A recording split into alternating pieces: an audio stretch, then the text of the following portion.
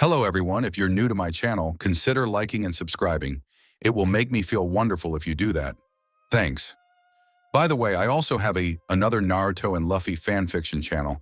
If you are interested, link is in the description. King and Queen of the Pirates by Bleach Anime Fan 1. Once there was a legendary pirate by the name of Goldie Roger. Before he died, he had left a treasure at a place called One Piece.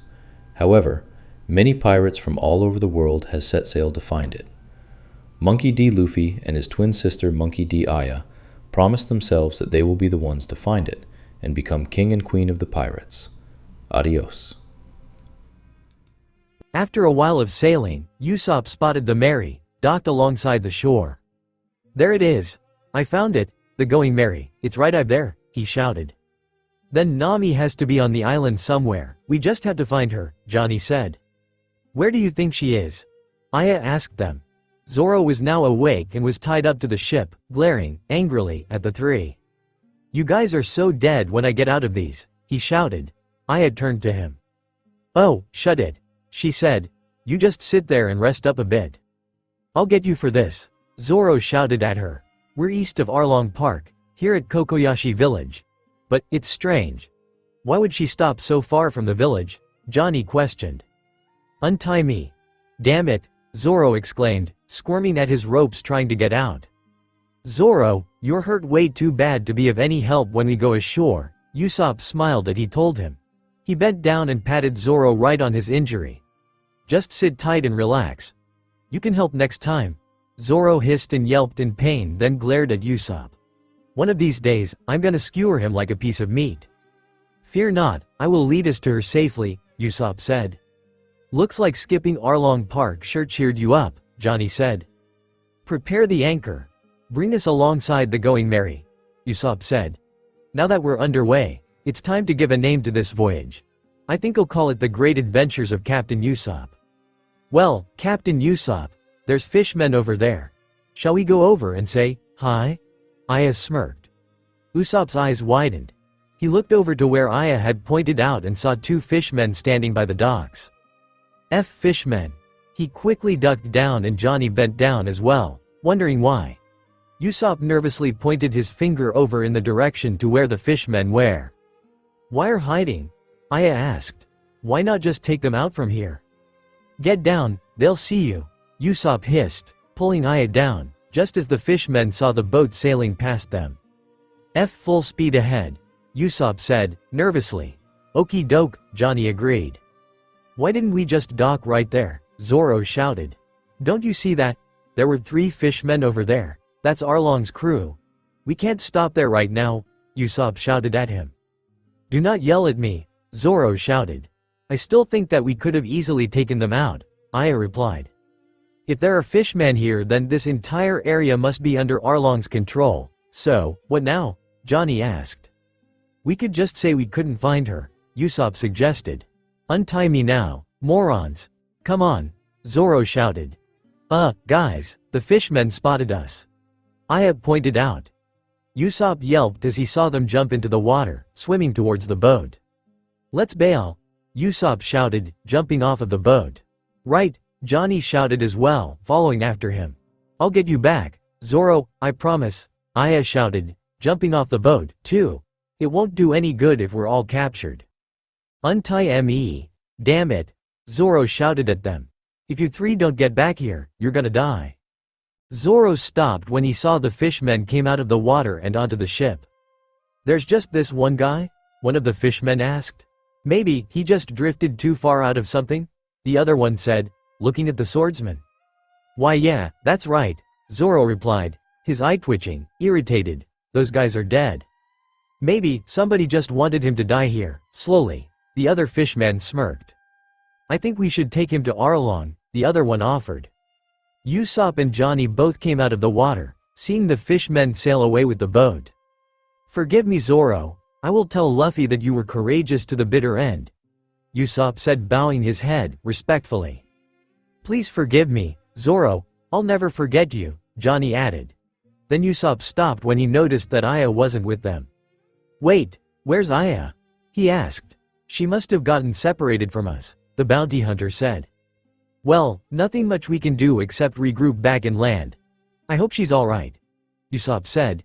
He knows that she can take care of herself, but he couldn't help but be worried for her. What if she has an attack? What if the fishmen manage to capture her? Well, either way, it's not going to do him any good worrying about it, now. He will find her, later, hopefully. Okay, now let's find some land. Right, Johnny said, swimming after Usopp as the two headed towards the shore. As the two reached the shoreline, Usopp and Johnny were frozen in shock by the state of the village in front of them. Think this place is called Gosa Village, Johnny said. All of the houses were ripped from the ground and toppled upside down. The road as well had a huge crater as if it was made a giant creature. What happened here? Usopp sputtered. I heard Arlong came through here a few weeks back, but I never thought that, Johnny explained. Everything's upside down, Usopp shouted. I heard people say that fishmen could be stronger than normal human beings by a very wide margin, Johnny said. I guess this is how strong you'll have to be to survive the Grand Line. Maybe, but even the street's upside down, Usopp pointed out. The monster, Momoa, caused this destruction. Usopp heard a voice said behind him. He began to sweat nervously. Monster? Don't tell me that this place has monsters. We caught him out in the Grand Line and brought him back here with us. From the Grand Line, huh? Wait. Usopp paused, before realizing that Johnny was gone, right beside him. He slowly turned his head to see who it was behind him. We? His eyes widened seeing that it was a fishman and screamed. Hey, you were with that guy from the boat. See you later, Usopp shouted, running away, heading deeper into the village. Get back here, the fishman called out, chasing after him. Usopp laughed. You may be a fishman, but there's no way that you can catch me on dry land, he shouted back as he ran. I'm a very fast runner. Suddenly, something shot out from underneath of Usopp's feet, tripping him, making him fall to the ground. What the he? It was a small boy, holding a frying pan. Take that, you stupid fishman, and now I'll avenge my father by killing you. The boy shouted as he raised the sword above his head, getting ready to bring it down on Usopp. Usopp screamed, but a fist slammed down on top of the boy's head, stopping him. Usopp saw a woman with short light blue hair and eyes, tanned skin. She had a large tattoo on her right arm designed with swirling vines and tangerines coming out of it, as well as 3 horizontal lines below it. There was another above her chest in the shape of a heart with swirling lines as well. She was also wearing a beige-colored sleeveless shirt, blue trousers and purple sandals, pink lip gloss, and a bracelet on her right wrist. Honestly, how many times do I have to tell you, Chabo, we do not mess with the fishman. It was just one person who decided to stand up to them, and they responded by slaughtering everyone in Gosa. She scolded him. Then she turned back over towards Usopp, bending down to his level, getting a closer look at him. You may look and smell like a fishman, but I can see that you're human. Well, mostly human. Mostly, Usopp exclaimed, insulted. Just who was this woman? Where'd ya go? Over here. The 3 heard the fishman shouted and saw that he was approaching closer behind them. Fishman! The small boy exclaimed fearfully. Usopp stood up, standing in front of the 2 as he held out his slingshot, aiming it at the fishman. Alright, stand back and let me handle this one, he told them. Watch as Captain Usopp takes out this fishman with a single shot. Take this. It's my special attack, Lead Star. Just as he was about to fire, Usopp was smacked right on the head with a hammer. He fell on the ground, knocked out. I guess he didn't hear a single thing that I said, the woman said, dragging Usopp away by his feet. Come on, tough guy. The woman and the small boy dragged Usopp, hiding behind a house, and saw the fishman getting closer. The woman let out a scream and the fishman ran over. A long-nosed creepy guy, she exclaimed. Which way did he go? That way. She pointed in a direction. The fishman ran, leading in the direction where she was pointing. The woman turned back towards the small boy and Usopp, who was still knocked on the ground.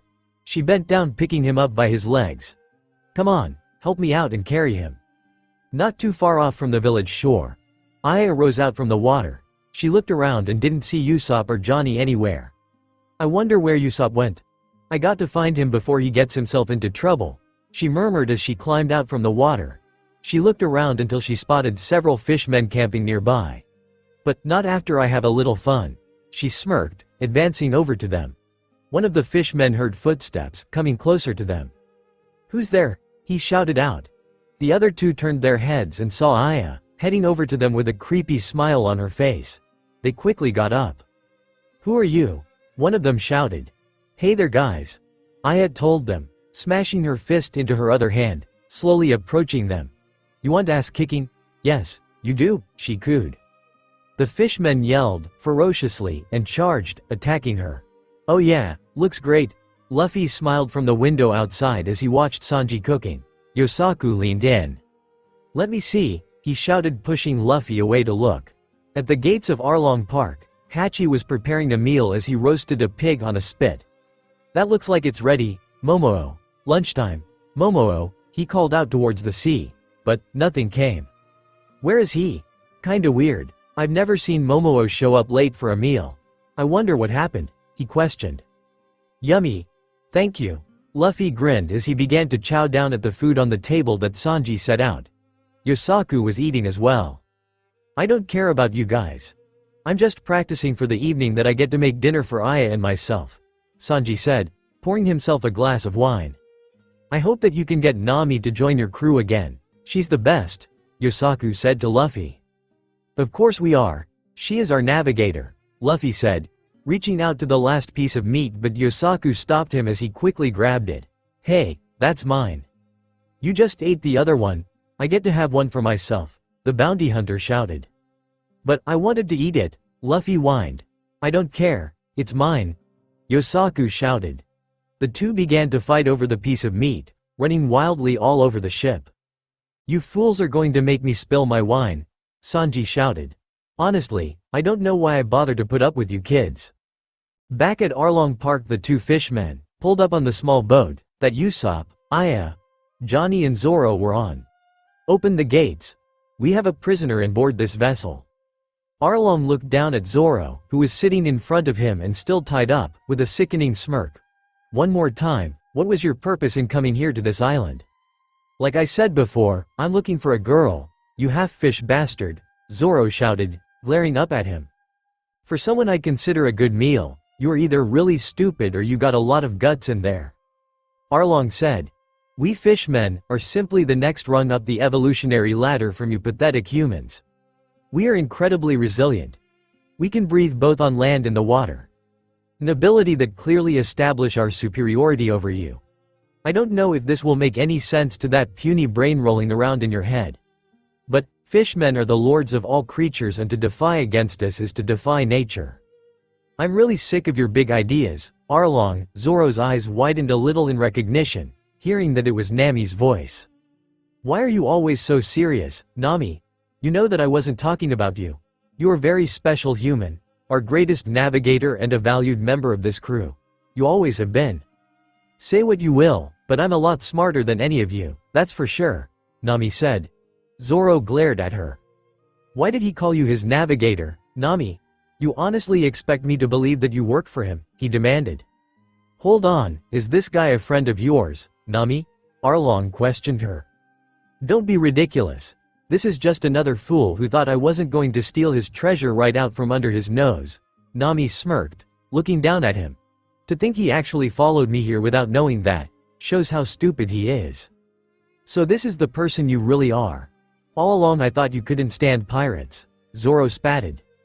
"You thought wrong. It was all an act and you fell for it hook, line and sinker."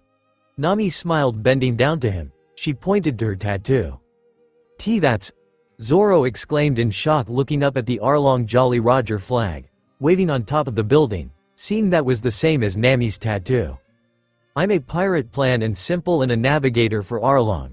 As Luffy, Yosaku and Sanji were eating their food, Luffy reached over and grabbed a piece off from Johnny's plate. Johnny said something, but his mouth was full of food. "What are ya trying to say?" Luffy asked Yosaku. "Spit it out already." "I'm trying to say that's mine," Yosaku said. "Oh really? And who decided that?" Luffy argued. "I did, I put it on my plate, it's mine. That's how it works," the bounty hunter shouted. "I don't see your name on it anywhere," Luffy shouted. "I was saving it for last. What's wrong with that?" Yosaku exclaimed. "Okay, Sorry, how about you eat this thing instead? Luffy said, handing out a bone to him. The meat had already been eaten off from it. I wouldn't feed that slop to my dog, Yosaku shouted. Quiet. There's something down there, Sanji shouted at the two. He was looking over the side of the boat. A giant shadow was swimming in the water beside them. It's big. Suddenly, something burst out from the water, revealing itself to be a giant sea cow. It towered over the small boat, looking down at Sanji, Luffy, and Yosaku. What the hell is that? Luffy asked. Sea monster, Yosaku exclaimed. It's a cow, Luffy said in awe. Not a cow, they don't swim. A hippo? Sanji said, correcting him. Whatever it is, it's from the Grand Line. What is it doing all the way out here? Yosaku shouted. Why is he staring at us? Luffy asked, seeing that the creature was looking at them with a strange look in its eyes. Yosaku looked down to where the sea cow was looking at. It wants the food, he shouted. What? Luffy exclaimed. Quick, give it to him before he sinks the ship. Yosaku shouted. The sea cow leaned in closer towards the boat trying to get to the food. Luffy threw his fist back. Gum gum pistol. He smashed his fist against the creature's face, knocking it back. Bad sea cow, stay away from our food. Yes, you knocked it out. Yosaku cheered. The sea cow came back up from the water, letting out an angry roar, glaring at the group. Oh crap, you made it mad. You back for more, Luffy shouted, ready to throw another punch. Sanji kicked him, knocking him down. Dumb ass. There's no reason to punch this poor hungry hippo, he shouted. He walked over the table and picked up a plate with a giant piece of meat on it. She's probably just a baby and catch food for herself yet. Huh, is that right? You're insane. Yosaku replied. Sanji held out the plate towards the sea creature. The creature stared at him, hesitantly. Here you go, eat up. Don't be scared, I won't hit you. Sanji reassured it. The cow leaned in closer towards the boat, to Sanji, and opened its mouth. Sanji quickly threw back his leg and kicked the sea creature, knocking it away from the boat. What the hell are you doing? Yosaku exclaimed. It was going to eat me along with the plate. What could I do? Sanji replied. The sea cow charged towards the boat, enraged. Heads up! Yosaku shouted. Sanji stood in front of Luffy and Yosaku, stopping the Straw Hat Captain. Stand back, this is my share. Sanji jumped into the air and kicked the sea cow in the face, knocking it out. It crashed into the water and Sanji landed back on the boat. That's that. Yes. Back to the food, Luffy shouted, happily, turning back towards the table and started eating again. Sanji sat down, taking a drink from his wine. That was refreshing. Yosaku stared at the two with a shocked look on his face. You guys are insane, seriously. Usopp groaned as he slowly opened his eyes, blinking them. He sat up from the floor rubbing his head. Where am I? Usopp said, looking around. My house. He heard a voice said from behind. He turned around to see the woman with blue hair, sitting down at the table, looking down at him. Sleep well? Who are you? Usopp asked. I'm Nijiko. I grow tangerines here. What one? She said as she introduced herself to him. Wait a minute. You're the one who hit me on the head, just when I was going to save you, Usopp shouted, angrily.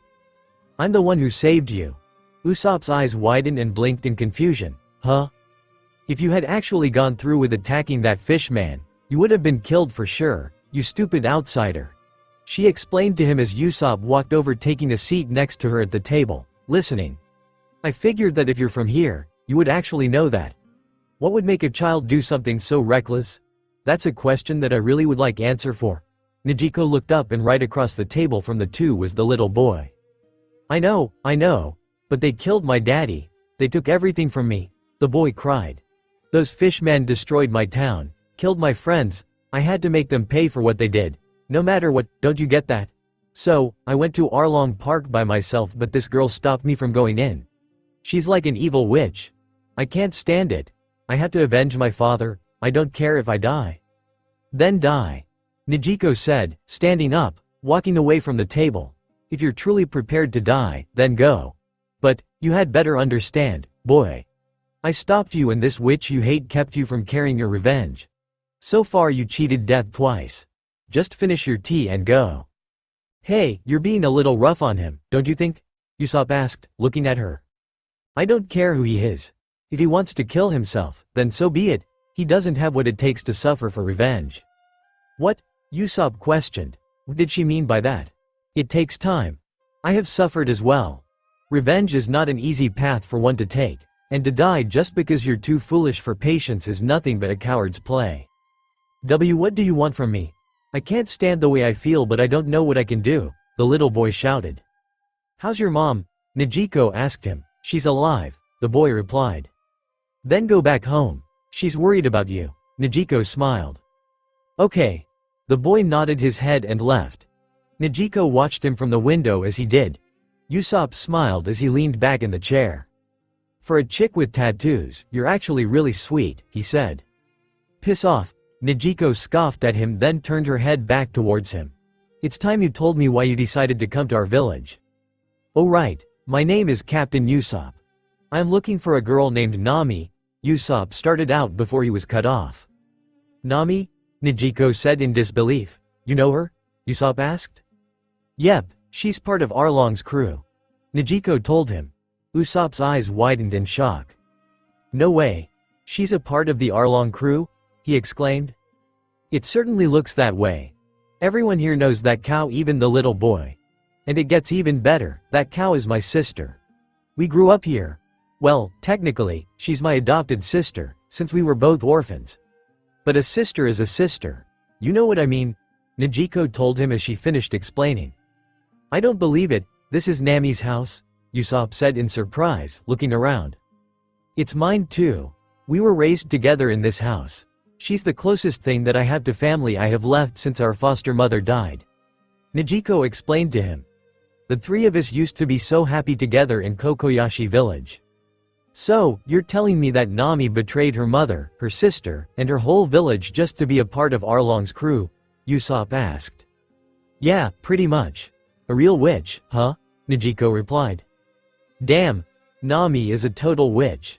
She had us all completely fooled the entire time, Usopp shouted in disbelief. To think she was just after treasure for herself even after she risked her life to save my village. I don't understand.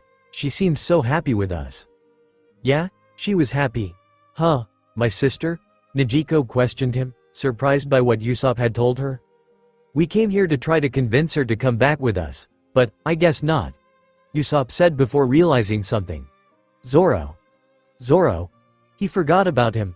I just remembered that a shipmate of mine was just taken prisoner by fishermen before we got here. Oh, I'm in trouble. I hope he's okay. I hope he's at least not dead. Then I have flashed IAS. Was she okay? And there was another friend of mine as well. She got separated from us. I need to find her as well. I guess you finally get it. I just used you guys to get what I wanted. It was nice of you to come to my need, but boy were you a bunch of suckers, Nami smirked. She had you guys completely fooled. It's no use. She's cold-blooded. She betrayed her family for money, so you really shouldn't feel too bad. Arlong laughed. If I were you, I would just admit defeat. Forget that you ever met her. Nami tensed up and Zoro noticed and saw that she had a strange look in her eyes. I don't need to, because I never saw anything in her to be trusted in the first place. If she turned out to be a serial killer, I wouldn't be surprised, the swordsman said. Fine, then why don't you just get the hell out of here? I'm tired of your face. Nami shouted. Zoro stared at her for a minute, before he smirked. He leaned back and jumped right into the pool. Nami stared with wide eyes in shock. Why did he just jump into the water? One of the fishmen asked. It looks to me like he was just trying to get away from Nami, another shouted. I don't blame him. She can be really mean sometimes, another one said as well. He's probably trying to escape, a fishman pointed out. With his arms and legs are tied up. I got to say that looked more like a suicide attempt to me, another one shouted. Leave him, Arlong said. Nami gritted her teeth and dived right in after him. That idiot. She saved him, a fishman exclaimed as Nami came out of the water, pulling Zoro out as well, from out of the pool. What do you think you're doing? Nami hissed at him. No, what do you think you're doing? Zoro coughed before smirking up at her. You're really just a nice girl, who can't watch one guy die. Why don't you quit pretending?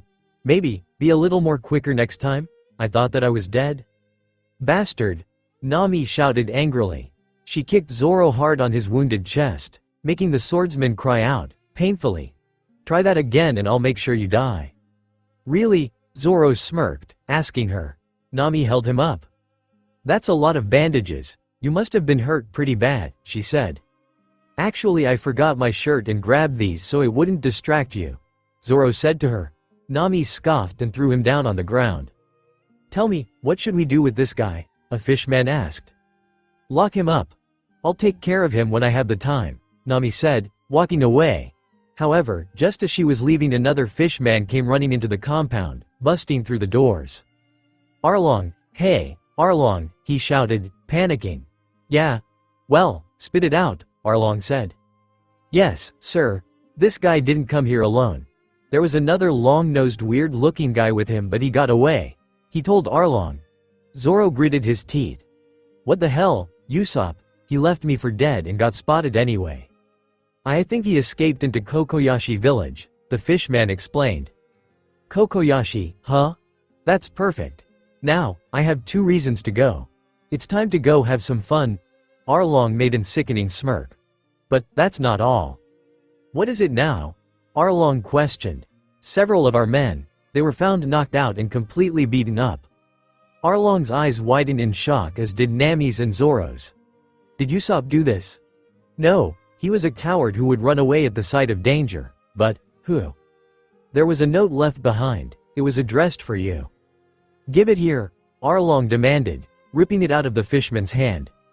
If you are reading this note, then you must have seen what I've done to your crew. Did I piss you off? I hope I did. Because you are next? Arlong read the note out loud. In the end there was a smiley face with its tongue sticking out. He growled, clenching his fist, crumpling the paper in his hand. Whoever did this is going to pay. Zoro and Nami knew who had done it. There was only one person reckless enough who could. It was Aya. Zoro gritted his teeth, irritated. Damn it, Aya. Hey, Arlong's coming. A villager shouted as they saw Arlong and his pirate crew were heading towards the village. He is? But why? We just paid him this month's tribute, didn't we? One shouted. It's probably about the weapons I've been selling. Everyone to home, a man said, who was wearing a military-style uniform and there was a pinwheel in his hat. Genso. They're here, a villager called out nervously. They watched as the pirates advanced towards them, nervous and scared, until Arlong stopped right in front of Genso. So you're the fool who thought that he could hoard weapons on my island? Arlong asked him. That's me, I'm a collector. Genso told him. Is there a new law that forbids us from having hobbies now? Next, you'll be telling us that we can't read books or play with our children anymore. No, hobbies are fine. It would be weapons that are forbidden. They make it difficult for me and my men to keep the peace. Arlong smirked. Not too far off, Nijiko and Usopp were watching as they hid behind a couple of houses. That's him. Arlong's gigantic. He's not even human, Usopp exclaimed, nervously. Nope, he's a fishman, Nijiko said. For real? Usopp gulped. I'm responsible for 20 towns and villages, including this one. And as your leader, I cannot tolerate even a little of rebellion. Wiping out Gosa was just a small example of what will happen if you don't do as you are told. Tribute money must be paid no matter what, Arlong shouted. Tribute money? Usopp asked. It's just what he said, money that we pay him so that we can stay alive. Adults and children, if there is even a single person who can't pay, then what happened to Gosa will happen to everyone in this village as well. Our town and the people in it will be wiped from existence, Nijiko explained to him. Usopp's eyes widened in shock. He destroyed an entire town because of one person? That's how it is. To them we're nothing but subspecies, so killing us has always been easy. You pathetic humans need to stop with all this thinking you're up to, it's your greatest weakness.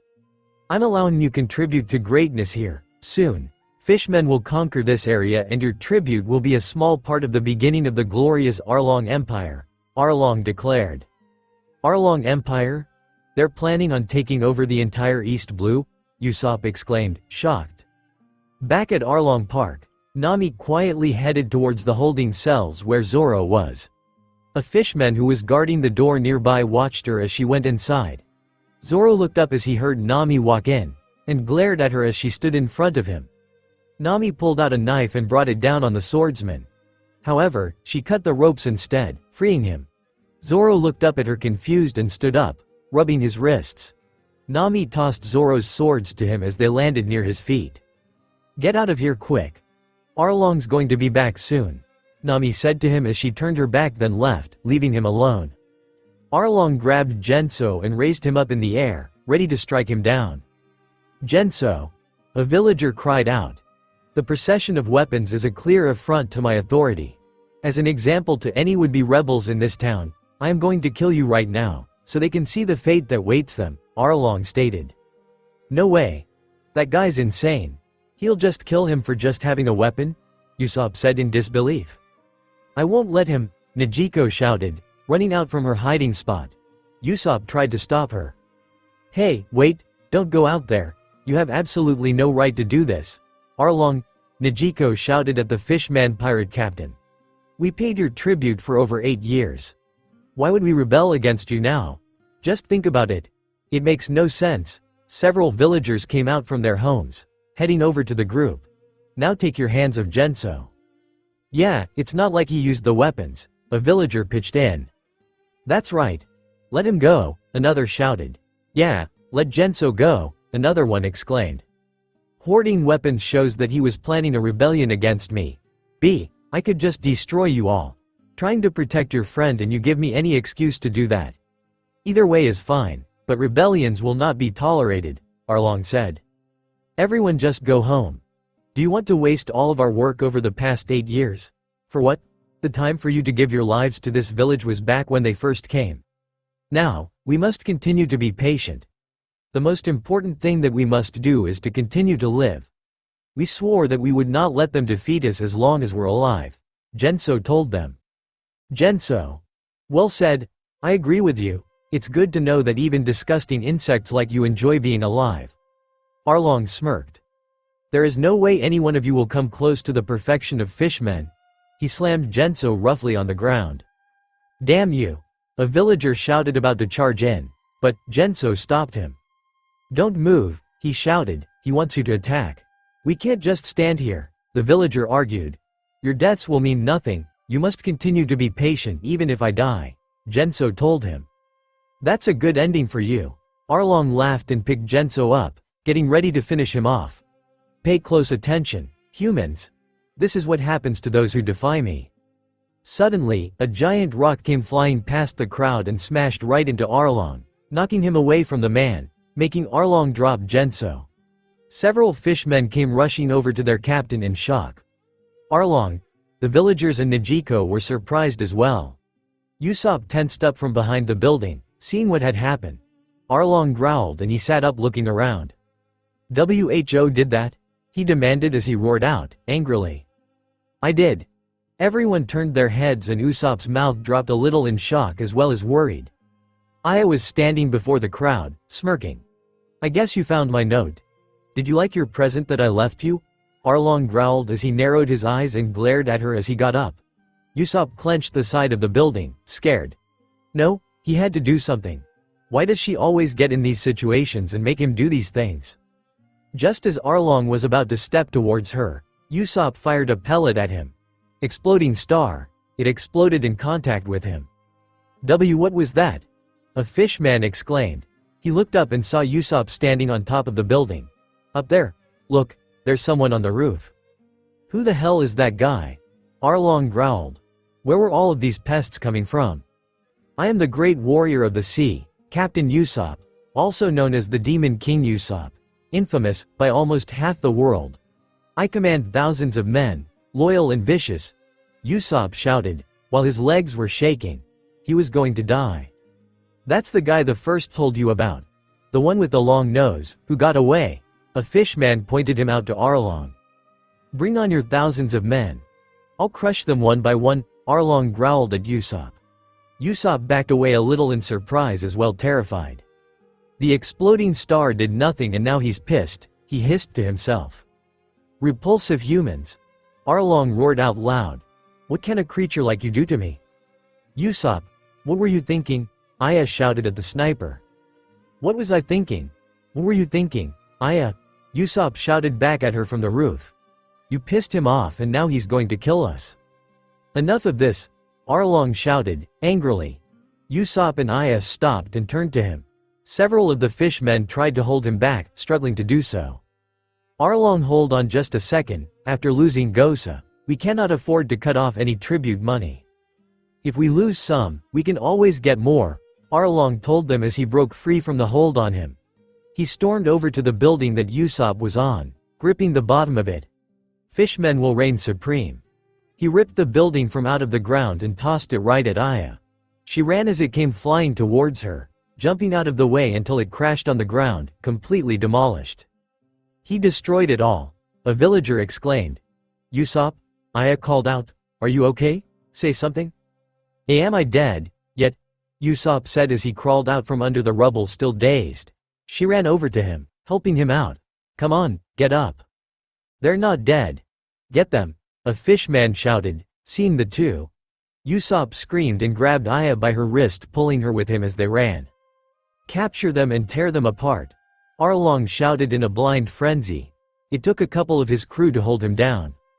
Let's go back to Arlong Park before he destroys everything, one suggested as they began to drag Arlong away from the village, who was still trying to break free from them. Don't let them get away. We'll be back. You can all live for now, one of Arlong's commanders told the villagers as he followed after them. I'm so sorry everybody. This is all my fault, Genso said as the doctor began to check him over. What are you talking about? You're not a fishman, are you? He replied to Genso. But, who was that guy who attacked? One of the villagers asked. And that girl? I can't believe that she actually challenged Arlong. Hello everyone. It's good to be back home, Nami called out as she headed over to them. The villagers glared at her as she approached them before walking away, heading back into their homes. Nami, Nijiko said, surprised to see her. What's wrong? You never come walking through Kokoyashi anymore. I heard quite a commotion. Arlong, huh? Nami pointed out to the toppled and destroyed house. Nami and Nijiko headed back to their house and Nami was sitting down in front of a grave that was by the edge of a cliff. I only have to get 7 million more Baileys, she murmured. Nijiko was standing behind her. Your already bad reputation just keeps getting worse, she told Nami. That's fine. I am a pirate, Nami said to her. Arlong can be a very reasonable guy when he wants to. I just need a little more money to finish our agreement. Just 7 million bellies shy of the 100 million goal. You know, it's really not that high of a price considering it's going to help buy back our village, she finished with a big grin on her face. Back at Arlong Park, there were defeated fishmen scattered around. Zoro was resting, leaning back in Arlong's chair. She tells me to run, but I don't know where else to go but here, he murmured to himself. Besides, I promised Luffy that I would bring her back with me. I wonder what's he up to. Things are getting messy around here. Not too far away from the island, the sea cow was pulling the small boat, with Sanji, Luffy and Yosaku on it. Luffy grinned, excitedly, leaning over the bow of the boat. Yeah, let's go. Go faster, he shouted. There it is. Arlong Park is dead ahead, Yosaku shouted. Right, next stop, Arlong Park. Faster. Go faster, Luffy shouted as he urged the sea cow to go faster. Nami, hang on. In the woods of the island, Arlong's crew struggled to pull him, to take him back to the compound. Find him. I want that long-nosed freak, now, and find that girl as well, Arlong shouted. To think some lowly human would defy us. The fishmen, come on, we're going back to Arlong Park. Usopp and Aya ran deeper into the woods, but several fishmen were right on their heels, chasing them. They were definitely determined to catch them. I can't shake these guys, Usopp shouted. Let's fight them, Aya suggested. Are you insane? We can't take all of those fishmen at once, Usopp shouted. But, I think I have a plan that, hopefully, will work. Follow me, Usopp led her deeper into the forest. The fishmen followed, chasing after them, then stopped in their tracks. The two were nowhere to be seen. The pirate crew began to search around, looking for them. Hey, where'd they go? One of the fishmen asked. All of those in favor of leaving Usopp alone say aye, Usopp shouted. Aye, he said repeatedly, jumping from one place to another randomly in the distance not too far off from the fishmen. "You fool, you're dumber than I thought." The fishman smirked. He walked closer towards Usopp and lunged at him. But it was a dummy that looked like Usopp instead. "Oh, you agree with me too? That's great," Usopp smirked. Lead Star Special Attack. He launched a pellet and it exploded as it made contact with the three fishmen. It released a liquid, blinding them. I guess fishmen aren't all that cracked up to be. Not one of those scary morons can catch up to Captain Usopp. Usopp laughed. "Not bad," Aya commented him, smiling. Usopp blushed and smiled back and the two ran past the pirates. As Usopp and Aya slipped past the fishmen who were still blinded, they came across a field with tall grass and walked through it. Usopp nearly stumbled and fell. He felt his heart nearly leaping from his chest as he caught onto the tree next to him. "Whoa! That's weird, we're back at the shore." It was a cliff and a long way down to the bottom that reached to the shore. "I think I heard him over here." The two herd of fishmen shouted. Usopp squeaked, while Aya gritted her teeth, hearing them heading towards them. As the group of pirates got closer, Usopp and Aya were nowhere to be seen. "Huh, no one's here." Usopp was hiding behind a very thin tree, while Aya hid among the tall grass, staying still. As the group got closer, Usopp began to sweat nervously, hearing their footsteps.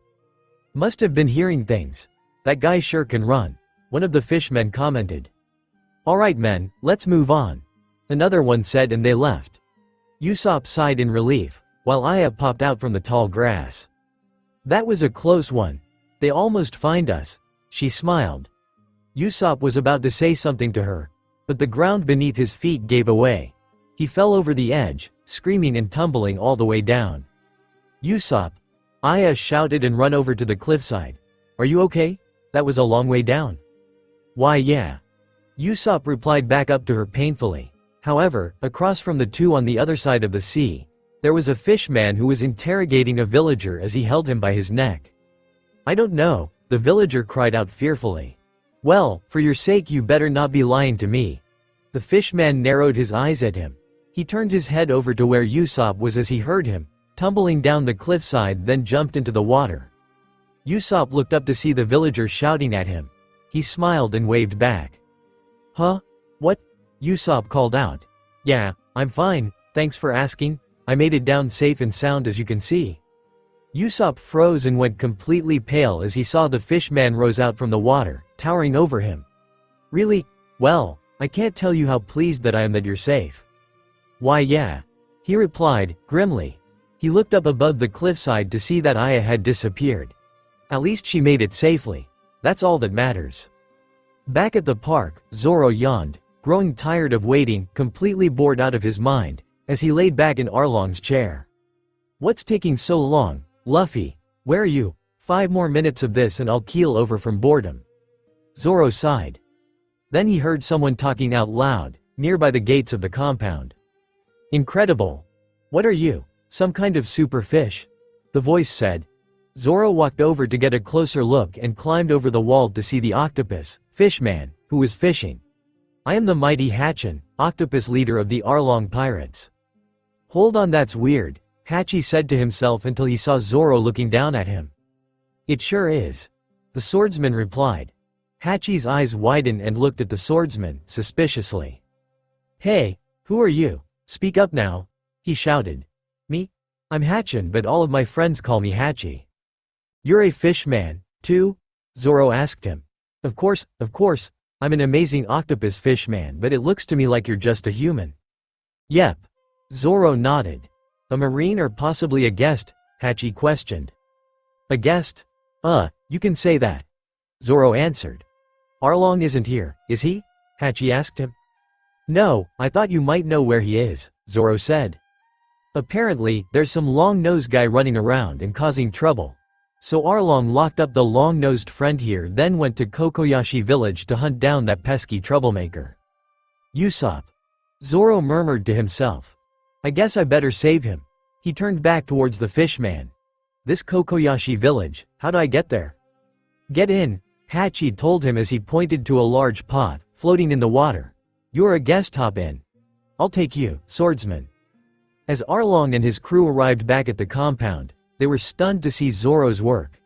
Seeing many their defeated crew lying around on the floor, dead. Arlong walked over to one as he saw them moving, barely hanging on to life. He picked him up, holding him in his arms. They were dying. His injuries were too great and there was nothing to be done. What the hell happened here? Who did this to you? Tell me. Who did this, brothers? Arlong demanded. Rorinoa Zoro. The fishman said, weakly. Arlong's eyes widened in shock. What? The pirate hunter, has he come to collect my head? That man that we caught, that was him. The fishman told him that he died in his arms. Arlong, as well the remaining of his crew that were alive, were shocked by the news. That's him, one fishman exclaimed in shock. Then one of Arlong's fishman commanders walked in, dragging Usopp behind him by his nose. Arlong, I found him. What is this? He stammered in shock seeing his fallen crewmates defeated all over the compound. Took you long enough, Chu? Arlong turned to him. Don't tell me that Zoro's Hachi took Zoro as he swam over to the shorelines that was closer to the village. Zoro hopped out of the pot and landed on the docks. Well, here we are, Kokoyashi village. Arlong should be around here, somewhere, Hachi said. Oh, great, thanks, Zoro thanked him. No problem, bye now, Hachi waved and started to swim away before he stopped. Oh, one more thing, I completely forgot to ask you your name. Zoro tensed up, before the fishman started to ramble to himself. What do you mean? We've been over this. I told you my name, Hachin, nice to meet ya. He waved goodbye to the swordsman again and swam away, leaving him. That was strange, Zoro murmured as he watched him swim away then headed towards the village.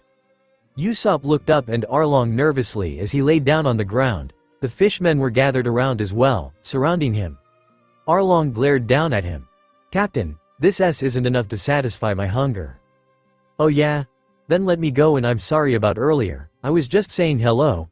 That's how we do it in my village, Usopp smiled, nervously. He screamed as Arlong pulled out a knife and pointed it dangerously at his nose. Long nose, you were one of Zoro's men. It's only nature for well-known bounty hunters. Toei's don't kill me, Usopp cried. I don't have anything to do with Zoro, I promise, please don't kill me. Better yet, why don't you tell me where your little friend is? Arlong gnashed his teeth together. She left and ran off without me. We got separated from each other, Usopp smiled, nervously. Enough of your cowardly lies, even if you don't know Zoro or where your little girlfriend went, you still stood against Arlong, you die either way. Arlong smirked. Okay, no more lies, Zoro and I are like brothers, blood for life. If you just lay one of your creepy webbed fingers on me, Zoro will kill you all, Usopp insisted. I honestly don't know where Aya went. She probably went to get Zoro. Arlong's eyes widened a little then made a sickening smirk, chuckling evilly. So, her name's Aya, isn't it? Usopp paled, his body shaking a little. Is that right? So if I kill you, Zoro will show up, including her? Arlong asked, moving the knife closer to Usopp's nose, threateningly. No, that's not what I was trying to say. I was trying to say the exact opposite, killing me is bad. If you keep me alive, Zoro will show up. What I want to know is how did he escape? One of his commanders asked. Arlong turned to him. What do you mean? What I mean is somehow he escaped. I think that somebody has betrayed us. Perhaps it was Nami who let him leave to see how fast he could take your head, the fishman said. Now that you've mentioned it, she has been acting strangely, another one said. Enough of this. You should be ashamed. This is pure conjecture, Nami shouted. Everyone turned seeing her by the gates, including Usopp, walking into the compound. Nami, Usopp whispered. Nami approached Arlong, narrowing her eyes at him, angrily. How dare you? You would call me a traitor? I swore that I was a member of this group 8 years ago. My loyalty is shown with this tattoo. I'm sorry, Nami. It's natural for you to be upset, but you should know, I don't suspect of anything treacherous, Nami. I trust you. After all, we've known each other for 8 years. We're just a little on edge right now, that's all. Surely, you can understand that. We need to focus on Zoro and his gang of bounty hunters, Arlong said. Hey Nami. Say something, please, Nami. Usopp called out to her, looking for help. Nami's face went pale, tensing up, seeing the many fishmen lying around on the ground, scattered all over the compound, defeated. She gritted her teeth, irritated. He just had to go and do that. "What's wrong, Nami, you're pale, feeling okay?" one of the fishmen asked, narrowing his eyes at her, accusingly. "As for Long Nose here, not even you can save him now." One of Arlong's men stepped over to Usopp, stabbing the knife down next to his nose. Usopp screamed. No, not when he defied Arlong. How long will I be suspected of betrayal?" Nami demanded. "You're too clever for your own good," the fishman said, glaring at her. "I'll have the amount that Arlong and I agreed to soon. That doesn't make any sense for me to betray you now," Nami said. "The amount they agreed to?" Usopp whispered to himself, confused. "I know. 8 years ago, you agreed to purchase Kokoyashi village for 100 million Baileys, but I just can't figure it out. You love nothing except money. You betrayed your family and your village for it. So, why do you care for this village now? I thought long and hard about it, but I found this in your room." The fishman pulled out a map of the island that was drawn on a piece of paper, that looked old. Nami's eyes widened before she glared at him. "It can't be, that's she stammered. What do you mean? You're saying that he was captured?" Zoro exclaimed. He slammed a villager against the house as he was interrogating him. "Yeah, they took him back to Arlong Park just a little while ago." The villager sputtered, nervously. Zoro released him, dropping him to the ground. Several other villagers were watching him until the doctor stepped up. That courageous young man stood up to Arlong and those fishmen. "He's probably dead by now," he told Zoro. "This is bad. They won't be forgiving if he got caught right after my little visit," Zoro murmured, gritting his teeth. Then he took off and ran, leaving the villagers by themselves. "Usopp, hold on. This looks suspiciously like a treasure map and it seems to be of Kokoyashi village." The fishman smirked, holding the map towards Nami. "I can't believe you had the nerve to go through my personal belongings. That's my map and it has nothing to do with you," Nami shouted, angrily as she tried to reach for it, but the fishman held it up. "So angry, is there something on your mind?" he smirked. "What is this? Why are all of these guys dead? What happened?" Hachi shouted as he arrived back at the compound. "The pirate hunter, Zoro, did it. Why weren't you here, Hachi, huh?" Arlong questioned. "This could have been prevented had you been here," one of the fishmen retorted. "Of course it could have, had I only been here. It's unforgivable," Hachi said. "We get it, you weren't here, so you don't know where he is, that right?" Arlong asked. "Well, let me think about it. I saw one guy, yeah, that's right. He like a vicious fishman swordsman type," Hachi said, thinking to himself before his eyes widened in realization, going pale. "Ooh, that's him." "You did see him, you idiot," one of Arlong's commanders shouted. "So where did he go?" Arlong asked. "He told me he wanted to see Arlong, so I gave him a ride to Kokoyashi village," Hachi told him. Arlong smirked. "Excellent, that means we don't wait to hurt him. He's going to come straight to me." "Sorry, Arlong, but had I known that you were going to be back so soon, I would have kept him here for you, but he said that he was a guest and I thought that I should take him to the village as fast as I could," Hachi replied. "Zoro, huh? Which means, if I could buy him just a little more time?" Usopp reached into his bag slowly while Arlong and the other fishmen were distracted, thinking about Zoro. Nami's eyes widened as she saw him reaching for his bag and quickly ran over to him with her staff. "Why do you keep getting in the way? Everything's so close to working out, so close." She slammed her staff into Usopp's face, knocking him back. Usopp glared up at her, rubbing his cheek. "Damn you, Nami. You want to fight, don't ya?" he shouted, angrily. "This is your fault, Usopp. You're the one getting in the way. This is what you get for messing with Arlong," Nami smirked. "Nami, I'm really disappointed in you. Even after you stole our ship and ran off, Luffy had complete faith in you and you haven't shown an ounce of guilt. How could you betray someone like that? Are you really that cold-hearted?" Usopp shouted at her.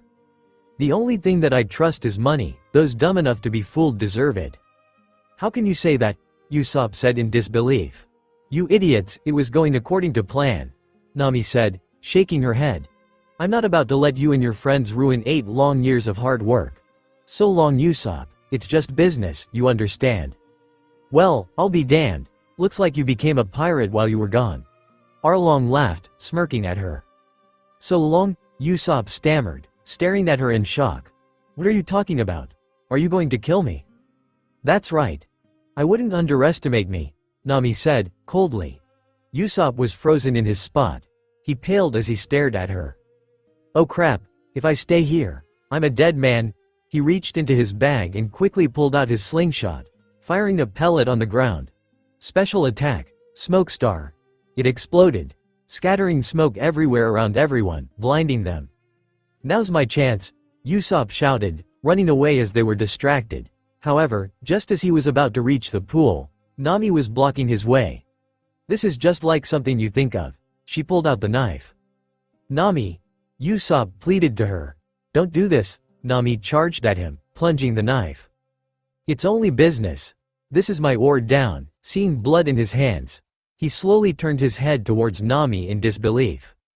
Nami. How could you? He gasped in shock. Now go and die. Usopp fell into the pool, falling into the depths of the sea. Everyone in the compound saw what had happened, including Johnny, who was watching through the doors of the gate. He gasped in horror and in disbelief. I can't believe it, big sis Nami, killed big bro Usopp, he cried. Arlong laughed. Nami, I'm sorry for doubting you. Without question, you are our friend, he smirked. Friend, huh? Nami glared at him. There's only one reason I joined this crew, and that's to buy Kokoyashi back from you. You got that? It's just business, we're not friends. She walked away from him, heading towards her room in the compound. Keep your end of the deal and I'll have those Baileys soon. Yes, of course, I'd rather cut my stomach open and die than break a promise concerning money. That's the kind of man I am, Arlong grinned. Glad to hear it, Arlong, she replied. She gives me the creeps, one of his commanders replied. Arlong chuckled. Oh, what a great woman she's become. Johnny gritted his teeth angrily in despair. Usopp. She killed him. That witch killed him, he shouted as he ran away from the compound. The sea cow was swimming closer towards the island, pulling the boat with Luffy, Sanji, and Yosaku on it. It was exhausted. There it is, Arlong Park, Luffy shouted, noticing that the creature had slowed down a little. Hey, pick up the pace, cow. I feel sorry for it. Sanji's kicks must have really taken a toll. Yosaku replied. The sea creature swam closer towards the gates of the compound before turning its course, going in a different direction away from it. Not that way. Go the other way.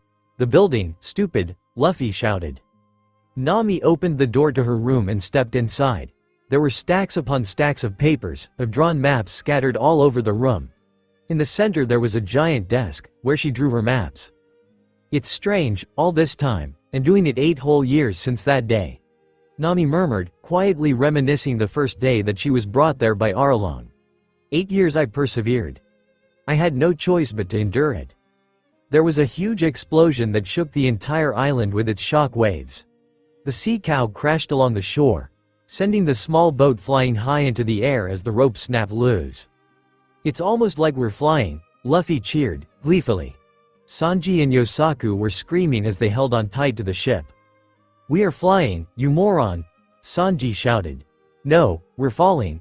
Yosaku shouted as the ship began to descend toward the ground, smashing into the woods. It started to barrel through, smashing through the trees.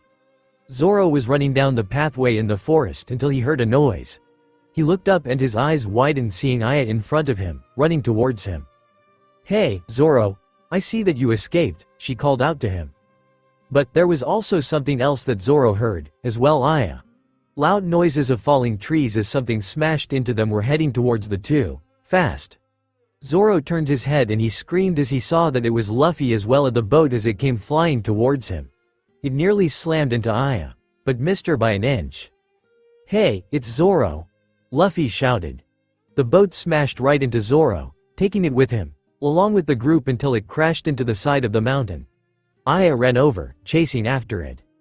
We're here, guys, Luffy shouted, while the other 3 were climbing out of the wreckage of the ship. What the hell? Zoro shouted, angrily. What are you doing? What do you mean? We're here to pick up Nami, duh. How come you haven't found her, yet? Luffy asked, turning to him. Then he saw Aya running towards the group and smiled and waved at her. Aya, hey, over here. Nice to see you too, idiot, she sighed, but was happy to see him as well as Zoro. I'm guessing that you've settled your debt with the old man? Sanji smiled dreamily at her as he stood up and brushed himself off. Aya, my love, how it's great to see you again. He moved in closer, arms out wide, to kiss her, puckering up his lips. An angry pulse came on Aya's forehead and slammed her fist into the chef's cheek. What is wrong with you, you creep? Why are you here? Sanji sighed, blushing up at Aya with a dazed expression on his face, rubbing his cheek that she punched. Your strength is remarkable as your beauty. There's no doubt about that. Your fists of love have touched my heart. Aya stared at him with a look of disbelief, her cheeks turning red a little. Her heart fluttered at his words. Is this guy for real? Why am I feeling this way every time that I see him? Aya narrowed her eyes at Sanji, who was still on the ground looking at her with a forlorn expression with hearts in his eyes. Her eyes went softer before she turned her gaze away from him, looking away. It's true, she couldn't help but find him to be very handsome, as well as adorable and loving, and Aya's eyes went wide in realization. Was she in love in Sanji? No, she can't. Aya shook the thought from her mind. As much as she wanted it so much, so couldn't. She cannot get close to anyone on the crew. That is what she promised herself. Aya felt her chest starting to ache. It's not fair. Why couldn't she have a normal life? Oh, yeah, Sanji's our cook, now. He agreed to come along with us. Isn't that great? Luffy grinned, snapping Aya out of her thoughts. She looked up at him. We finally have a cook now. That's just great. Aya deadpanned as she twitched, irritated. It is great, isn't it? Now, I get to wake up and see your beautiful face every morning. As well as Nami's. Sanji got up and tried to hug Aya, but she pushed him away, holding him back with her hand. Luffy laughed, as he watched the two, then turned his head back over to Zoro. By the way, where's Usopp and Johnny? He asked the swordsman. Usopp. The swordsman murmured to himself before his eyes widened in realization. Oh no, we got to hurry, come on. Zoro, what's wrong? Luffy asked. That dumb ass has been caught by Arlong. We got to hurry before they kill him, Zoro explained. He's already dead. Everyone turned their heads to see Johnny ahead of them. What? Aya exclaimed in shock, looking at him in disbelief. Johnny shook his head and fell to his knees on the ground, crying. We're too late. Big bro Usopp is dead. Nami murdered him. You can't be serious, Zoro shouted in disbelief. But Nami wouldn't do that, Aya replied, confused. Had she been wrong about her? She did assume that Nami was a snake when she first met her, when she noticed that Nami was getting a little too close to Luffy. Her brother was completely oblivious to it, of course. But, as she got to know her, Aya began to warm up to her a little. It was nice having another girl around to talk with. Aya shook her head in disbelief, looking at Johnny. You're wrong. Usopp is not dead. I'm telling you, it's true. She was a traitor all along. She's been winning Arlong's favor so she can have the treasure buried under Kokoyashi village all to herself. That woman is just a cold-blooded killer. She won't stop until she gets what she wants. Nami had us fooled the entire time, Johnny explained as he told them. Quiet. Say another word and you'll regret it, Luffy shouted as he grabbed him, shaking him angrily. Easy Luffy, this has nothing to do with Johnny, Zoro said. Go on, believe whatever you want. But, I know what I saw. Nami killed Big Bro Usopp, Johnny shouted. Shut your mouth. Luffy yelled. Never in a million years would Nami kill Usopp. She wouldn't do that to her friends. But, I saw it. Johnny sputtered. What was that about friends, Luffy?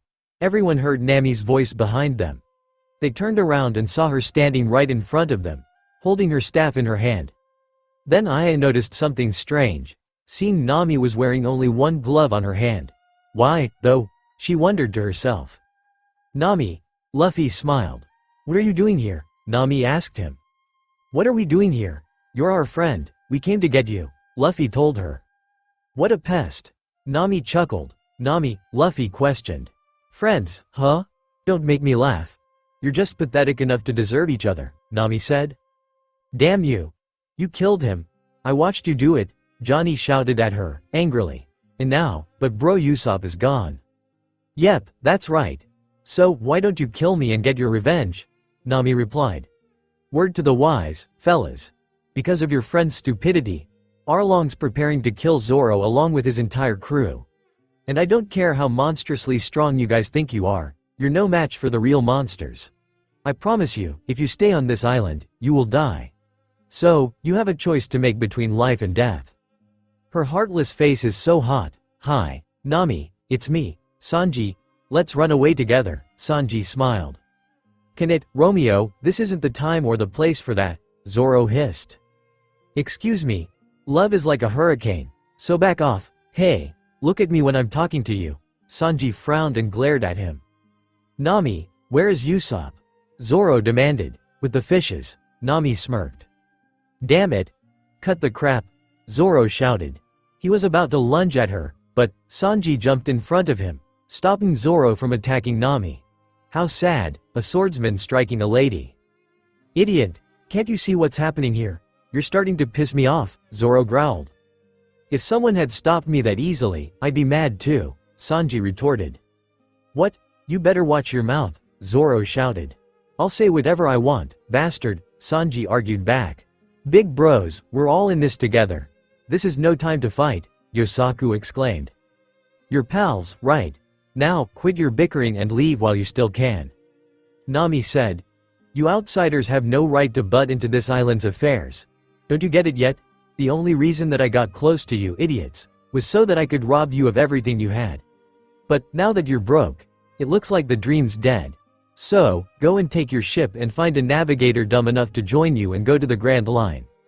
Continue on your quest to find the One Piece of whatever. Just leave here, you're an eyesore. Nami. Luffy stared at her in shock. He leaned back, calling onto the ground. Big bro Luffy. Yosaku exclaimed. Sleepy, Luffy replied. Sleep? Yosaku exclaimed in disbelief. At a time like this in the middle of the road? Johnny shouted as well. Well, I'm pretty tired. I'm not going to butt into her affairs. I'm not interested. But I'm not leaving either. Night. Luffy replied before falling asleep. Huh? Johnny shouted. Big bro? Yosaku asked. Nami gritted her teeth, gripping her staff tightly in her hand. Fine, she said angrily. Whatever, just go ahead and die. And she ran off, leaving the group to themselves. Nami. Sanji called out to her. The group were quiet, neither saying a word, trying to process what Nami had said to them. Yosaku walked over to Zoro, who was sitting down near Luffy, who was still napping in the middle of the road.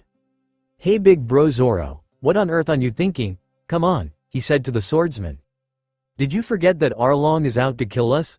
We should be running away, Johnny shouted. Now that we know what Nami is really like, there isn't a single good reason why I should stay on this island, Yosaku agreed.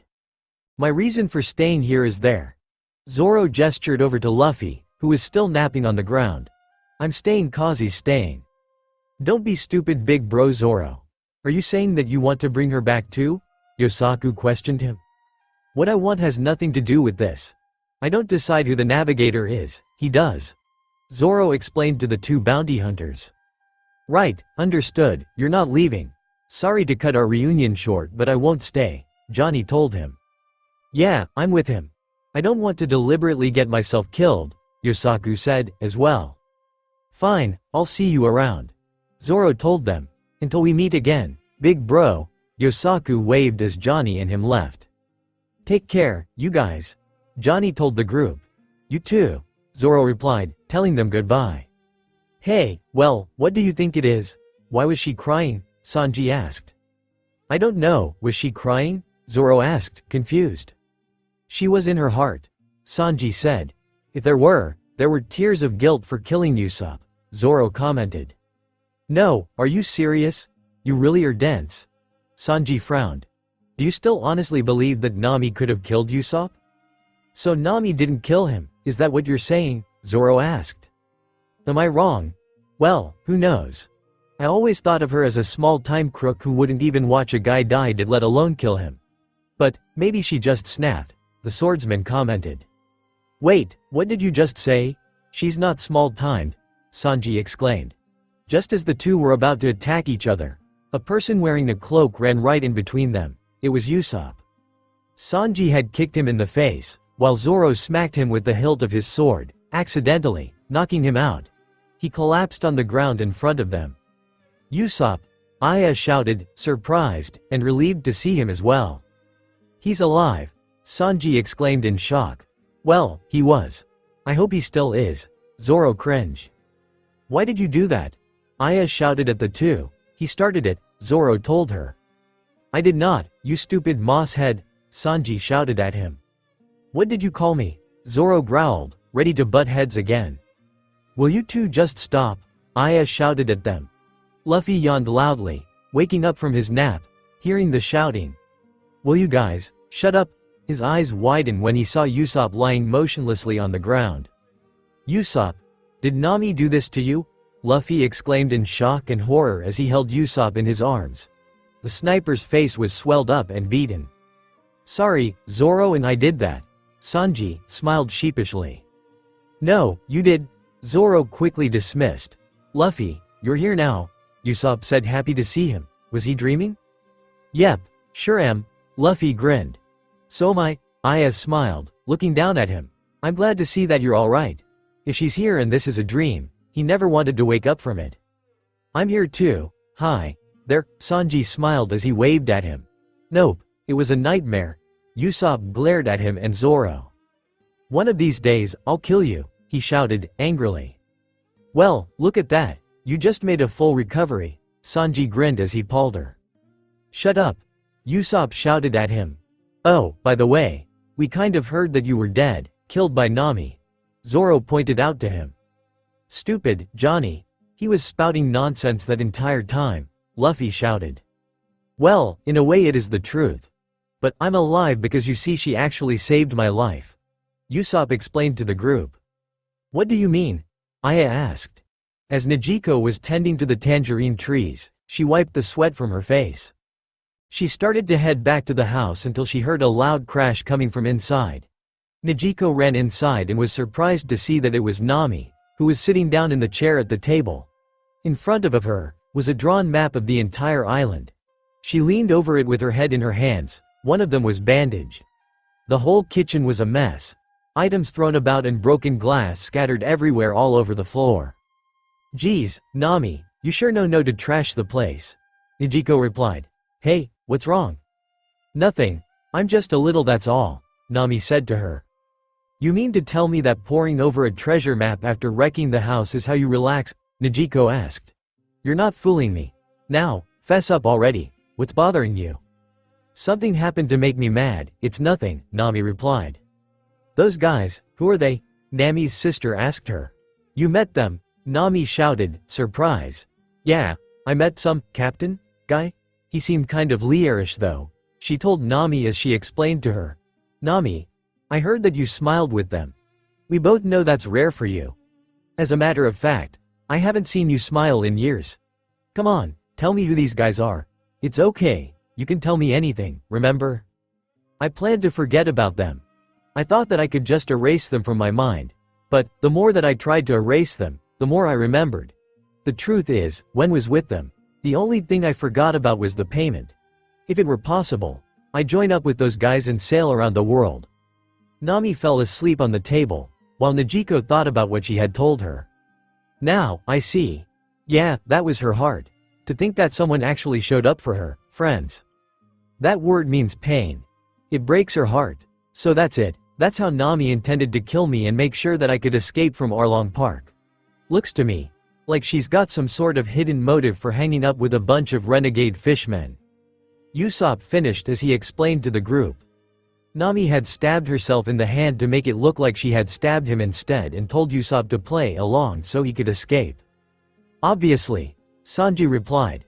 Fine, what's next? Are we going to destroy Arlong Park? Zoro asked Luffy. Whoa, hang on just a second, don't you think we better find out what's going on with Nami first? Usopp shouted. It's no use either way. The five heard Nezuko's voice spoke to them. No matter what you guys do, Arlong's rule won't come to an end. Nezuko! Usopp exclaimed. Who's she? Aya asked him. Nami's big sister. Usopp said. Nami's sister? No wonder she's so hot, Sanji exclaimed. What do you mean that it's no use? Zoro questioned. Just trust me, don't get yourselves involved in what's going on here and leave poor Nami alone. I will explain the situation, Nijiko told them. Situation? Aya asked. You mean, you're going to tell us why she joined up with Arlong's group? Usopp asked as well. Yeah, and if that doesn't get you to leave, I don't know what will, Nijiko replied. Okay, so tell us all about it, Usopp said. I got to admit, I'm curious.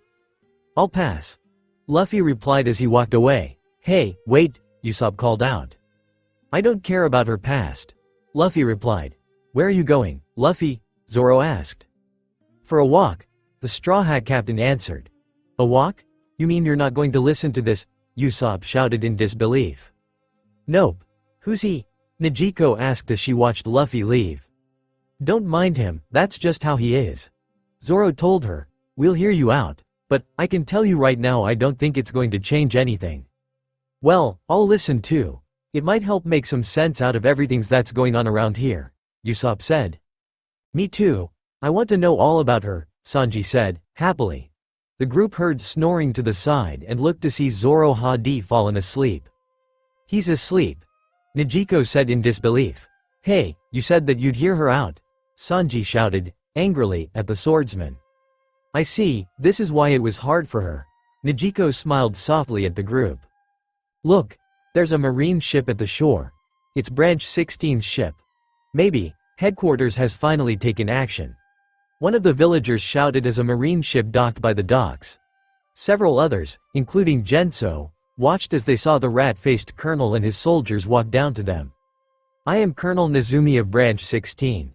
The colonel addressed himself. Now then, Genso, please step up and make it snappy. Yes, Colonel. I'm the one that you're looking for, Genso told him. You, huh? Take me to Nami's house at once, the colonel ordered him. Nami? But, why? I don't understand what's going on, Colonel. Genso questioned, confused. The colonel made a sickening smirk. Lead the way. That is all you need to do, he told him. Quietly, Genso, calmly, lead the colonel and his soldiers as they headed over to Nami and Nijiko's house. After hearing the crash that shook the island, several of Arlong's crew were gathered around the demolished boat that they saw sailing through and falling from the sky. That's really strange, I've never seen a ship fall out of the sky before, one of the fishmen questioned. Yeah, me neither. It would seem that we have some unusual visitors. The question is, why are they here? Another one asked. Hey, you guys, look, he's not from this island, Hatching called out. The three saw Luffy walking down the path across the field. The Straw Hat Captain looked up seeing the fishmen pirates in front of him as he approached them. Oh, wow. Could this be fishmen? Luffy asked himself. Luffy ignored them as he walked past them, continuing down the pathway. Hey, you there, wait, Hachi shouted to Luffy. Huh? You mean me? Luffy asked, pointing to himself. Who are you and what are you doing on this island? The octopus fishman demanded.